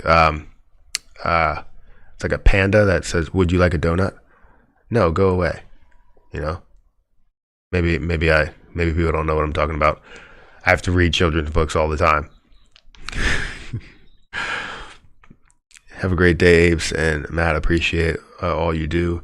Love hanging out with you every morning. Stay calm. Oh, we are winning. Yes, we are winning. We are 100% winning, and they know they're losing. I'm upset because I initially bought into Fubo TV. I think it was at like $23 and sold at like 27. Could have had a decent gain from there. Would have been a good $500 more from where it is now. And actually at a max, I think it went a little higher. So sometimes I get caught up on those areas. Sometimes I do, sometimes I don't. But you see a lot of movement here from that $14 mark up to $33. So if it does break this point, it could be really good there. I missed. What do we need to translate? I speak fluent Spanish. Well, I'm sure you can't just read the article out loud or type it all in the chat. I mean, you could probably type multiple messages, but I don't want that. That's kind of like a spam. But if people want to read it themselves, you can translate it. Any chance of one-on-one to help me totally understand options trading?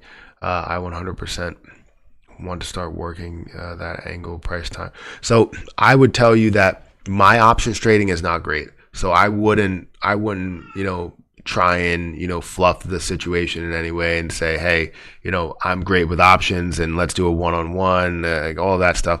I'm good with day trading and swing trading, understand the mechanics there. I'm trying to get into more options. I'm starting to learn more than the basics of options, but it's not enough yet. And I don't feel like I'm even close to an expert. I haven't even done my first options trade. So I wouldn't say that I'm good for one-on-one with options. Eventually, when I get good enough, then yes. But it'll take some time. I am thinking about doing one-on-ones though. I just don't know how I'm going to implement that. It'll probably be through like Discord, because we do have an audio and visual channel.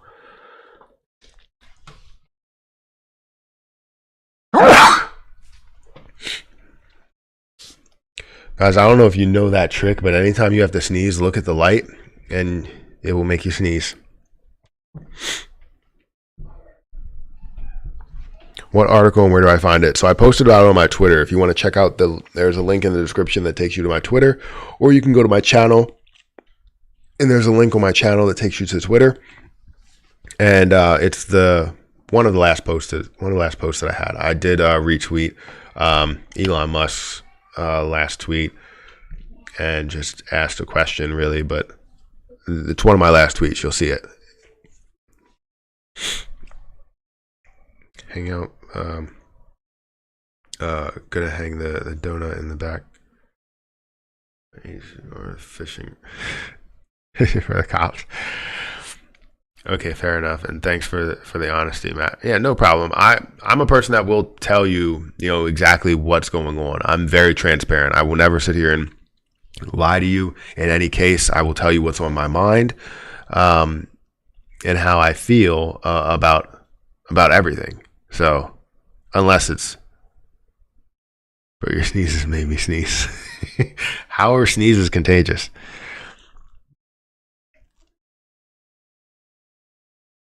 I could really use some good in my life. I missed out on keeping up with AMC over the past week or so, winning.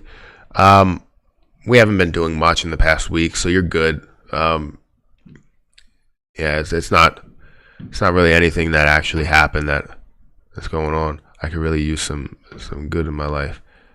I've hit bottom. Yeah, I hear you. I'm sorry that you're going through something like that. I don't know what you're actually going through. I know you don't want to make it public, but I mean, it sucks to have to go through some rough patches, some negative things, but hopefully AMC can skyrocket, and the influx of money can make you feel a little bit better.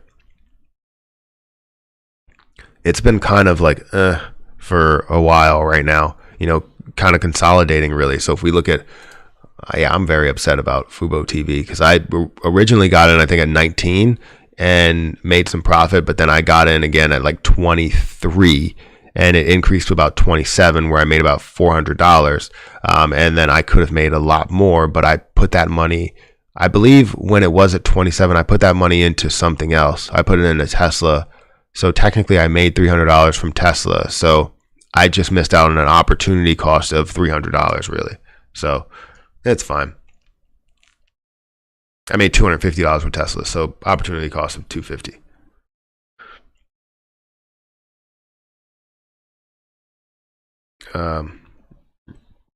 Got that sneeze.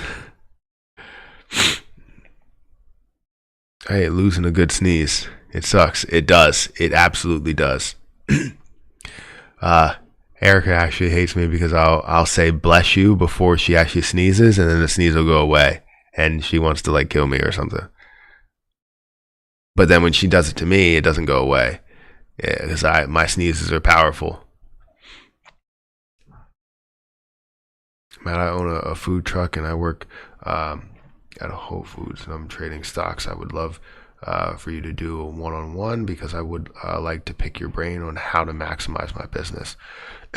Yeah, it's always I can do that. We just need to set up some the ability to do one-on-ones, like all of the logistics of it. So I really don't understand how I'm going to implement that right now. I really don't have the time, so that's where I'm trying to find the time within the schedule and actually build a sound schedule of releasing videos on all of my channels and Patreon, and also including some of those into YouTube as well. So trying to implement all this stuff on all of the different platforms that I have is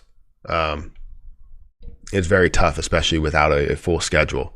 But I wish, like, I still have my 9 to 5 and I love my 9 to 5, but I know that schedules start to get really tough.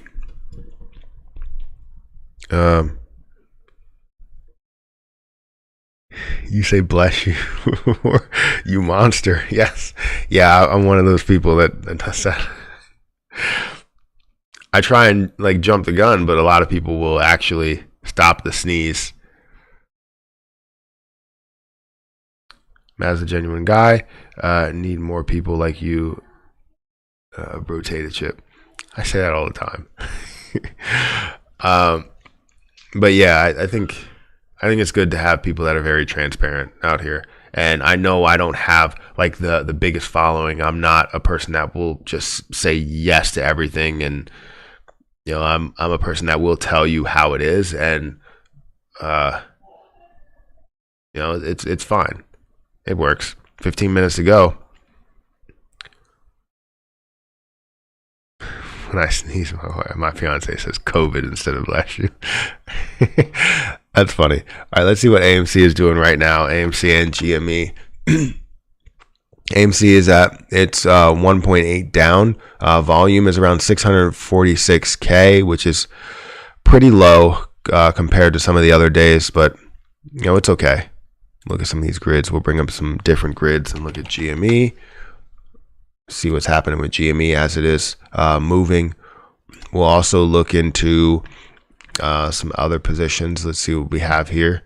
Nike is up 13%. Wow. It's pretty good. Come on, man. What's going on here? AMC. Whoops, that's Mac. Nobody wants a Mac. And Nike's up 13%. 13. SPCE is up 20%. Wow, up to $50 or so. Let's see where that goes.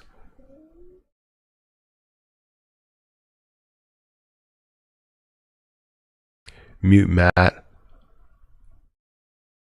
Un equals mute Matt. What? Do you think AAL is a long-term hold?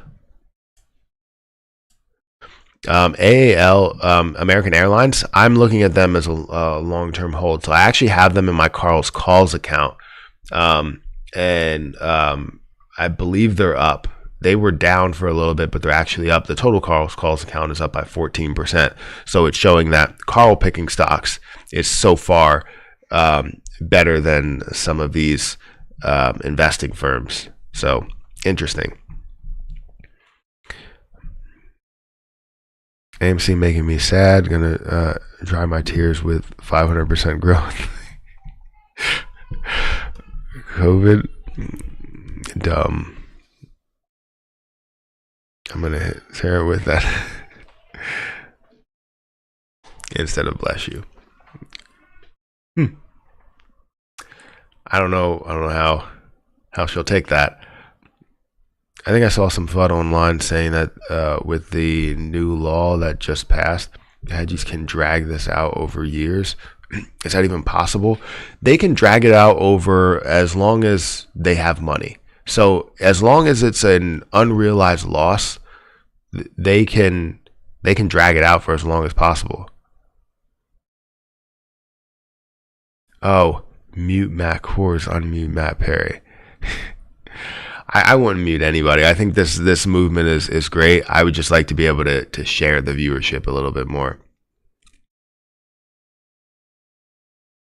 I know that right now we're not seeing a crazy amount of people in the watching this, because at one point when it was increasing, Matt Kors was getting like 80% or 80. What was it? 80,000 people. I was gonna say 80%. I'm used to percentages here. Yeah, he was getting like 80,000 people.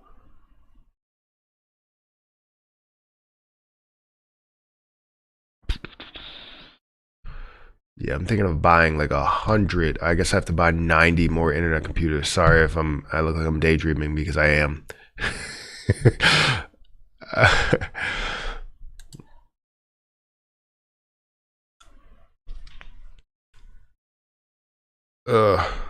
Sometimes I'm tired. By sometimes I mean all the time. Yeah, I would like to see. I'm totally lost at what I'm doing, but I would like to see internet computer jump up to that $300 range. That would be amazing. Even if it jumped up to $100. I'm gonna try and hold. I'm gonna try and hold 100 shares, which would be about $3,200 worth of value in the internet computer.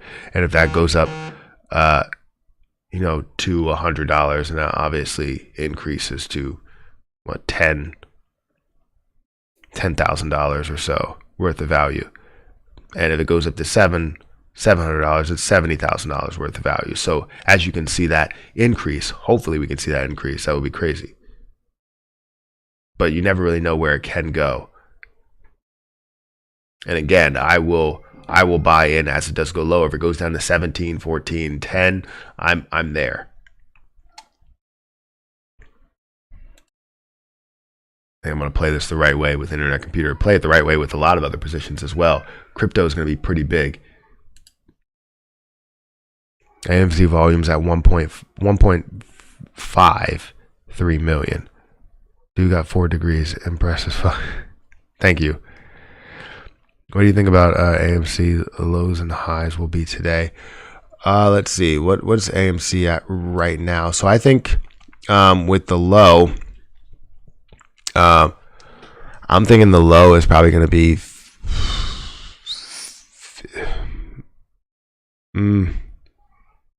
Let me just see some movement here. Let me look into some movement. We are seeing a lot of downward pressure, an indication of a downtrend. Haven't hit that low point yet, but I'm thinking we'll see a low of 53, I want to say. Let me look at some of these lows from 58 to 55. 52. I don't know exactly where, but I'm thinking we're going to see 52 if we have an average. Let's say if it falls down 3, but I think we're going to see that remain flat.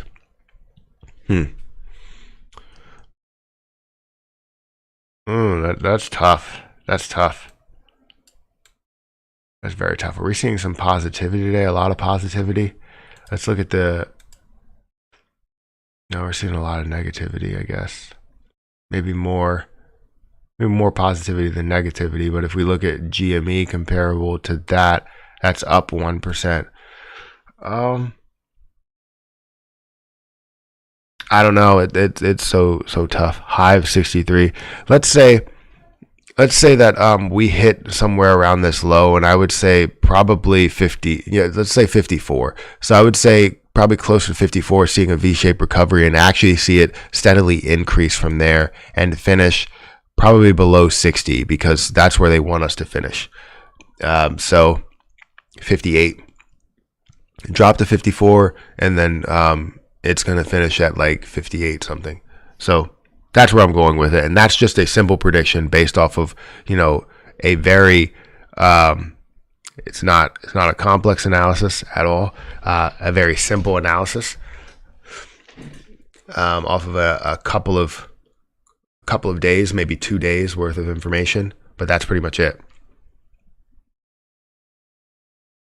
We may see some intraday red and AMC. I personally think we will close in a green day today. That's what I'm thinking. That we might see some red, bringing us down to maybe another $1.54 or so, and it might be to the point where my initial prediction was right, 53. So I'm going to say it's 54, and then we'll see a V-shaped recovery to where it does steadily increase to get up to that 58 dollar mark. I would love to see it finish above 60, but knowing that people probably have some calls out for 60 today, right?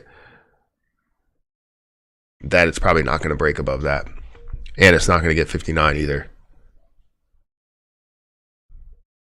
69.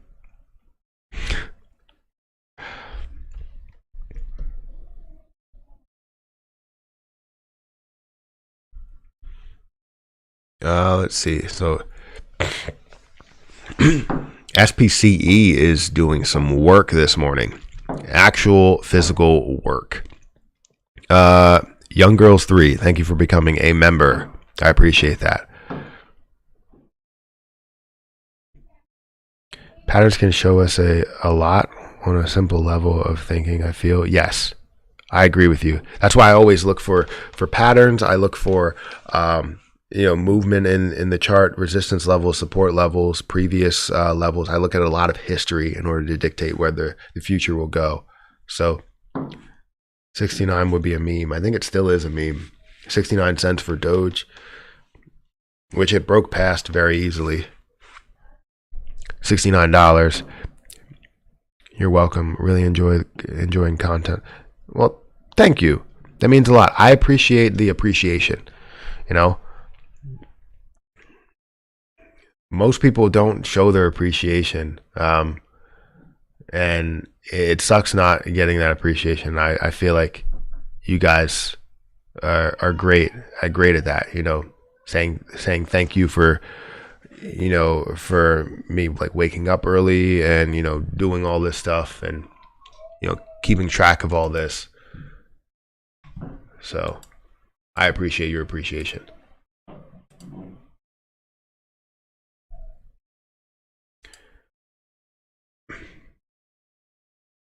What could this imply? 469. You're right, too low. 429. All right, so we have 4 minutes until the market opens. Let's see what else we have here as a big gainer. So Torchlight is actually up a little bit. That's making a move as of late. Are we going to see a large move? It's tricky. Your content is college level. You are our mentor. Well, that means a lot. Mark, thank you for the super sticker. Keep it up. I wish I worked out like that pair. I don't have time.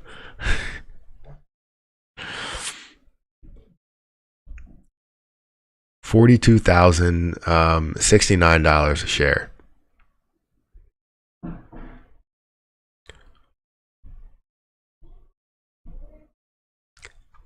I don't know if you should say that.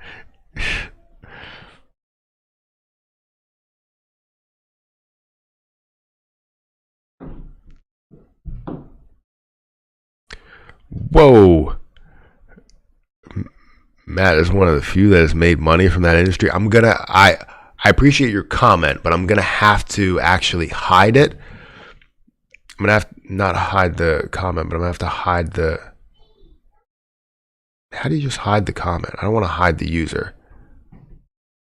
So I have to remove the comment. So I have to, because that word is not good. I would keep it because it's obviously funny because it's not true, but I have to remove the comment.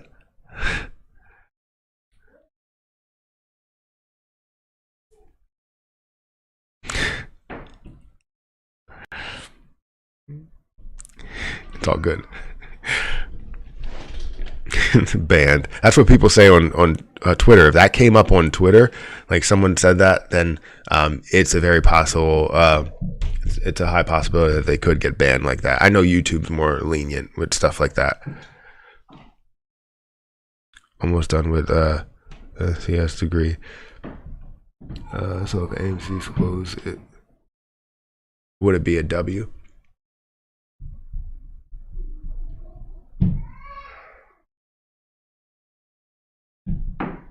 What? AMC's close would or id be a W? What did he say? It's cool. I get it. All right. Perfect. All right. So where are we at? We have 1 minute till the market opens. 1 minute. And we're ready to go. We are ready to go. I didn't bring up anything here. It looks like Tesla's still up. That looks great. But let's bring back SPCE to see what's happening there. I feel like that's going to fall a little bit. The massive growth that you're seeing there. Not saying it doesn't look sustainable, but it doesn't look sustainable. Which you could see a massive run, which is okay. Let me look at Torch. I want to know what he said. I had to take it away. It's corn, so it rhymes with corn.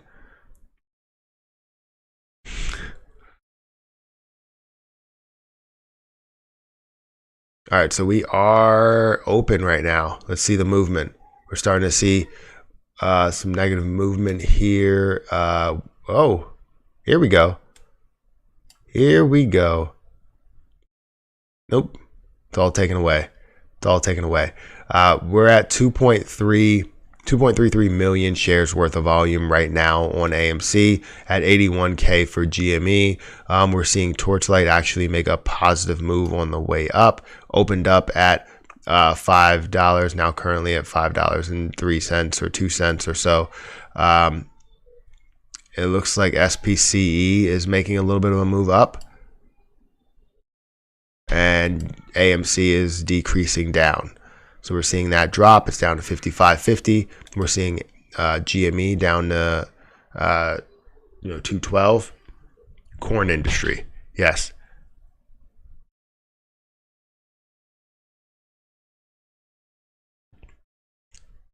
We're seeing AMC continue to drop down to 55.40, 55.30.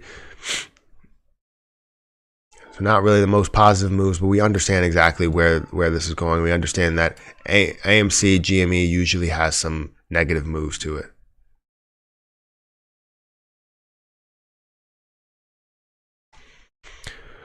So let's see how this plays out. SPCE is starting to come back, starting to jump back up. We're seeing Torchlight start to fall down. Let's see what else we have here. Let's look at some popular moves. I don't want to look at it by pre-market. I want to look at it by regular change percentage.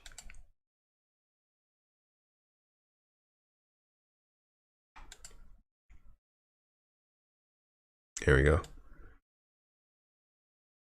There we go. So we have SPCE that's leading the way. Torchlight is in second at 7% up. We're seeing that little bit of an increase. We're starting to see AMC drop down a little bit more, down to $55, $54. How do you reply with a name highlighted? You just have to if you're doing it on the phone, you can't do that. You have to @ somebody. So if you're doing it on a computer, you type in @ and you start typing their name comes up, and then you can select their name. And that's how it usually selects that person. So you can't do it on the phone if that's what you're doing it as. We're seeing SPCE actually make a decent move up. Look at this. Look at this move. Seeing that it has been oversold at that point, that is a pretty decent move. You could have made about $1 out of that if you would have bought into that. I don't believe I had I guess I did. I have $5,000. I guess I could have made that move. I'm actually looking to transfer that out. So now you're starting to see that pull back a little bit after being to a point from going from oversold to almost overbought. Torchlight is making a little bit of a move from 497 up to 515 or 520, which is not a crazy move. It looks like a bigger move than what it is. But yeah, AMC is at $54 right now. It is currently oversold at the moment, continuing to be oversold, going deep into being oversold. So is GME. That's going deep into being oversold. Just know that I'm thinking we're going to have this V-shaped recovery. It's not how we start. It's how we finish, baby. Tupac said it best. Keep your head up.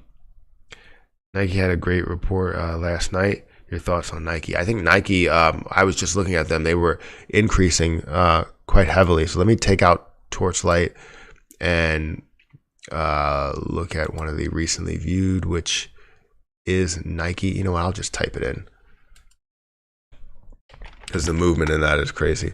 But it's up 13% right now. Did have a massive jump from 133 to 140 or 150. Now hovers at about 150. And you're seeing a little bit of a jump here from 51 to 52, from 151 to 152. So my thoughts on Nike, I was a fan of Nike when I first started investing, but it was I was more into like quick trading, and I only made like a small bit on Nike, like a very small amount, like $10 or so. Never really got into it after that because I never really knew where it was going to go in the past. But I like Nike. Possible that the hedge funds have been just borrowing massive amount of shares over the week and only shorting a portion due to lower volume, and they plan to hit us hard today. No, I mean, they have algorithms set up. So what they probably had happen, a lot of times they're going to short just as much as they need in order to keep us down to a certain percentage. So they can set these algorithms to basically say, we want them to be 2% down today. We're going to short them so that they are 2% down. So the algorithms are going to find a way for them to remain at 2% down or finish at 2% down. Based on the volume that you see in the pre-market, you can dictate what the volume will be in the full day. So you can understand like what, based on, other algorithms in place, history as well, you can see what the high points will be, when those high points are, which is probably the first 30 minutes or the first hour of the market opening, and also around 12 o'clock to 1 o'clock when people have their lunch breaks. So the algorithms are set up so that we can either make money or lose money depending on what they want. Eventually, we get to a point to where they can't control it because they don't have enough money in order to do that. Because the algorithms are also in place, to do that to a certain degree. So if they end up losing too much money, then they end up doing it to only a certain degree. So there's a lot of different things that take place. The black boxes that are in there, they control a lot of this based on computer trading, not just people physically going in there, typing in and going, okay, we're trading this much right now and we want it to go down this much. No. It's literally an algorithm. It's like, all right, put in 2%. We want it to go down 2%. This is where you need to end, 2% down, or close to it. And it's crazy how intuitive those systems actually are.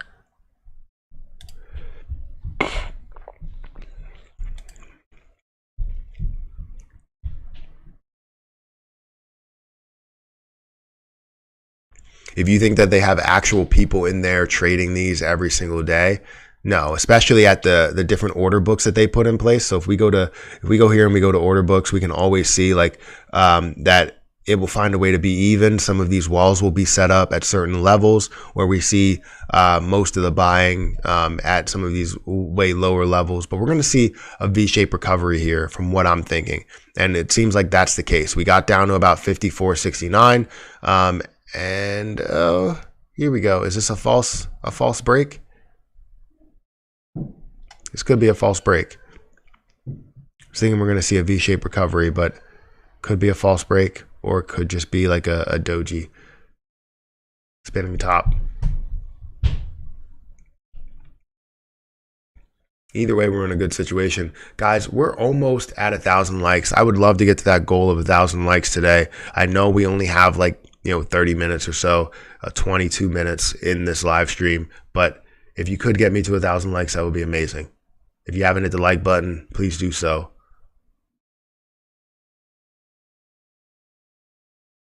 You're right, Matt. Wait till you watch the interview. Matt K. Stephanie confirms that. Yeah, I like that's as simple as it gets. I mean, you look at all of the like the books out there. How to Day Trade for a Living with Andrew Azizi talks about institutional trading and how he stays away from stocks that are heavily traded by institutions because of the black box that they hold, that algorithm that they hold in order to make as much money as they want to, in order to control the stock to make money at certain times, in order to invest at those levels. They short the stock to a point and they make money on those shorts, sell those positions or cover those positions as people are scared, and then they end up buying into those positions at lower levels so that they can make money on the way up. It's very simple. I don't know how a bunch of people don't see it, but then when they start to do the illegal trading, they can set up all the algorithms they want. But when they start doing illegal trading, that's where it ends up getting to me. And I'm just like, what? Like, why? Why is that legal? Why are you allowed? Why do they just sit back and know that they're doing it? Because the hedge funds probably have them in their back pocket, Matt, did you get back into Doge? What was your buy-in? I see it's bounced back nicely. Yeah, I have 20. Where's that? I have 21,000 Dogecoin. So yes, I did get back into Doge. I don't think I ever got out of Doge. I've always been in Doge. I know I took some out to put it into Ethereum in my Robinhood, but my Robinhood's still sitting over there at 37 cents. What I have left, the average price is 37 cents. But then when I go over here in Webull, my average price is 25 cents. So I'm sitting right at my break-even point. I bought more at 16 cents. So that's what brought my break-even point to 25 cents. And if it goes down further, if it goes down to sub 20 cents again, I'm going to buy more.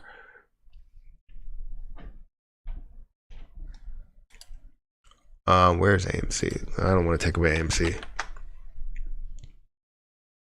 Oh man, we're so close to 1,000 likes. I'm sure we'll get there after the stream ends, but I hate to admit it. Humans are smart, however, computers are faster and smarter thanks to us. Yeah, that's true. 100% true. We create these algorithms in order to make it a better situation for the hedge fund so they don't have to have as many people for these large trades that they make. Now, for standard trades, yes, they are going to have some people there to make those trades to have their thinking cap on and make those moves. But for majority of the gains out of that and the manipulation out of that is going to come from the algorithms placed into certain stocks, so that they're guaranteed to make money. When it was on the dip below 20, you were not sure about getting more. Oh yeah, I wanted to see it dip a little bit more when it was below 20. I bought at 16 cents. Because when it was just below 20, I was just like, all right, well, I feel like it's going to dip a little bit more. It has a lot of pressure. It did dip and ended up getting to about 16.8 or something. And I bought somewhere around that, 16.8, 16.9. Here we go. 940 likes. Thank you guys. Thank you guys so much. AMC currently hovering around that 54 $54 mark. Hopefully I'm right to where it does come back from $54 up to $58. We have the whole entire day to really worry about this. Holy crap, that's a good buy. Congrats. Thanks. I mean, I literally took everything that I had left, which was $1,500, and put it into there at that point, and then got my cost basis from, I believe it was at 28 at that point, because I bought in at like 23 and then 21, and then I was going to buy more as it went lower. And if it goes lower than that, if it goes down to 16 again or sub 20 or whatever, I'm going to buy a lot. I have about $5,000 that I could put in there. I'm thinking about putting $3,000 into ICP at the prices that it's at now, and waiting for that to grow. That'll be probably about $3,000, and that'll be the most that I have in any crypto would be ICP. It's not the most shares. I would only have 100 shares or 100 coins, but I'm thinking about doing that. I still do want to weigh my options a little bit. I know crypto is decreasing right now, so we'll see how that plays out. Right now, it's currently at $32. So seeing that at the lowest point that it's been in a while. So lowest point that's been in 1 week is $32.50. Currently at $32.67, down 36% in the last 24 hours, or in the last week. It's down 75% in the last month. It's up 278% in the last year. But right now it's hitting lows that it hasn't been at since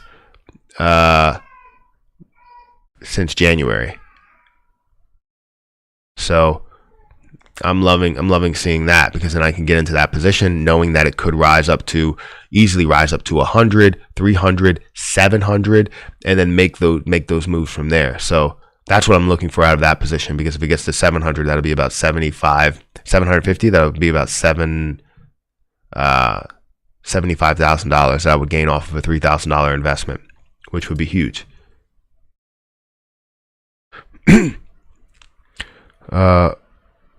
How many ADA you have? I have 280, I think, or 240. I bought $200 more at $1. Now I have 424. So I have 240. I was thinking about buying more, but I wasn't sure. I might still take some of that and buy more, and just keep the 21,000 that I have in Doge. I have to get to work. Make it a great day, Matt. Thanks again, Professor. Well, thank you for being here. Hopefully you have a good day at work. Hopefully everybody has a good day today. It's Friday. Some people may have to work tomorrow, but a lot of people probably don't. So let's make it a good day. That's pretty cool. Sounds like you have a nice plan.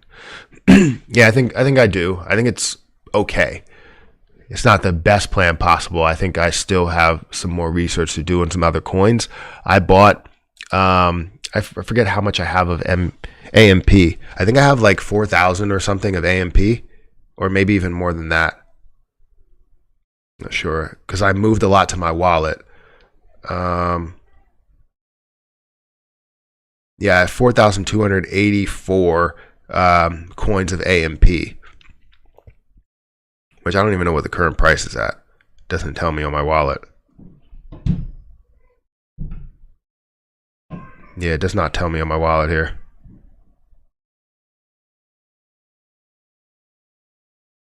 That sucks that it doesn't tell you the price of it in your wallet. You would have to go somewhere else in order to figure that out, which absolutely sucks. But it's okay.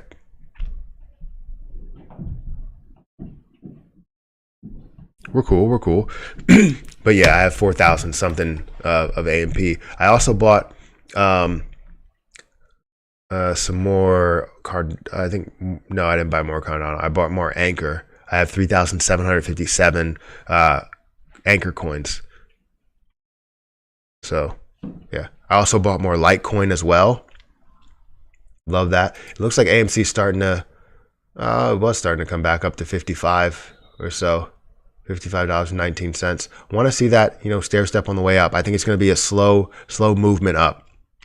That's why I said that we're going to have that sort of V-shaped recovery and slow movement once we hit that bottom of 54. So 54 might have been a great point, or we might see a false break here to where it does drop down. So it's not a bad call. I don't think so. 207 is where we hit a low of for GME, currently at 208. That wouldn't be bad to buy more of GME if I wanted to. It looks like a lot of things are red today.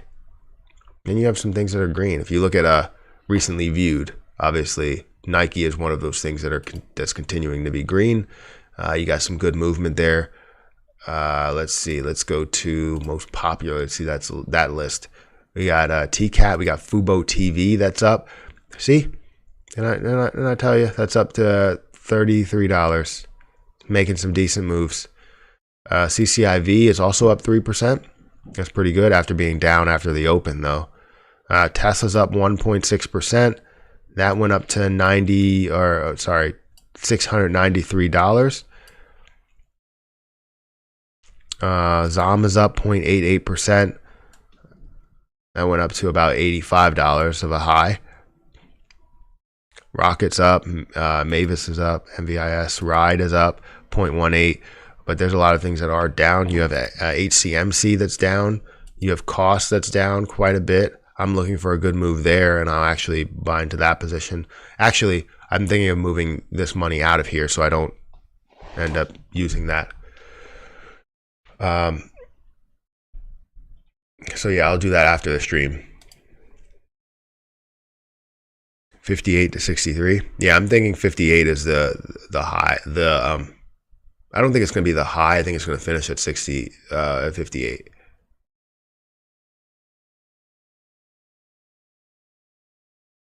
Baby steps. How many shares of Nike do you own? I don't own any Nike.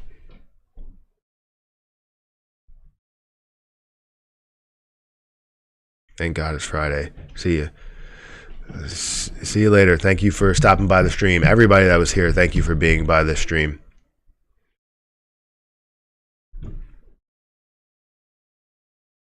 Everybody on Twitch. There's one person on Twitch. I appreciate you over on Twitch. Also, if you guys are interested, there's 345 people here. Guys, subscribe to my my Matt Reacts channel. The link is pinned to the chat. If you guys want to follow me, I'm going to be reacting to, I believe, Matt Core's video on the dark pool. He only has it in his live stream, so I want to see what she has to say, what's going on there, and I'll basically do a shorter reaction. It's not going to be a full thing. I'll bring out some key points, key highlights, all that stuff, and then we can go from there. So subscribe to the Matt Reacts channel. So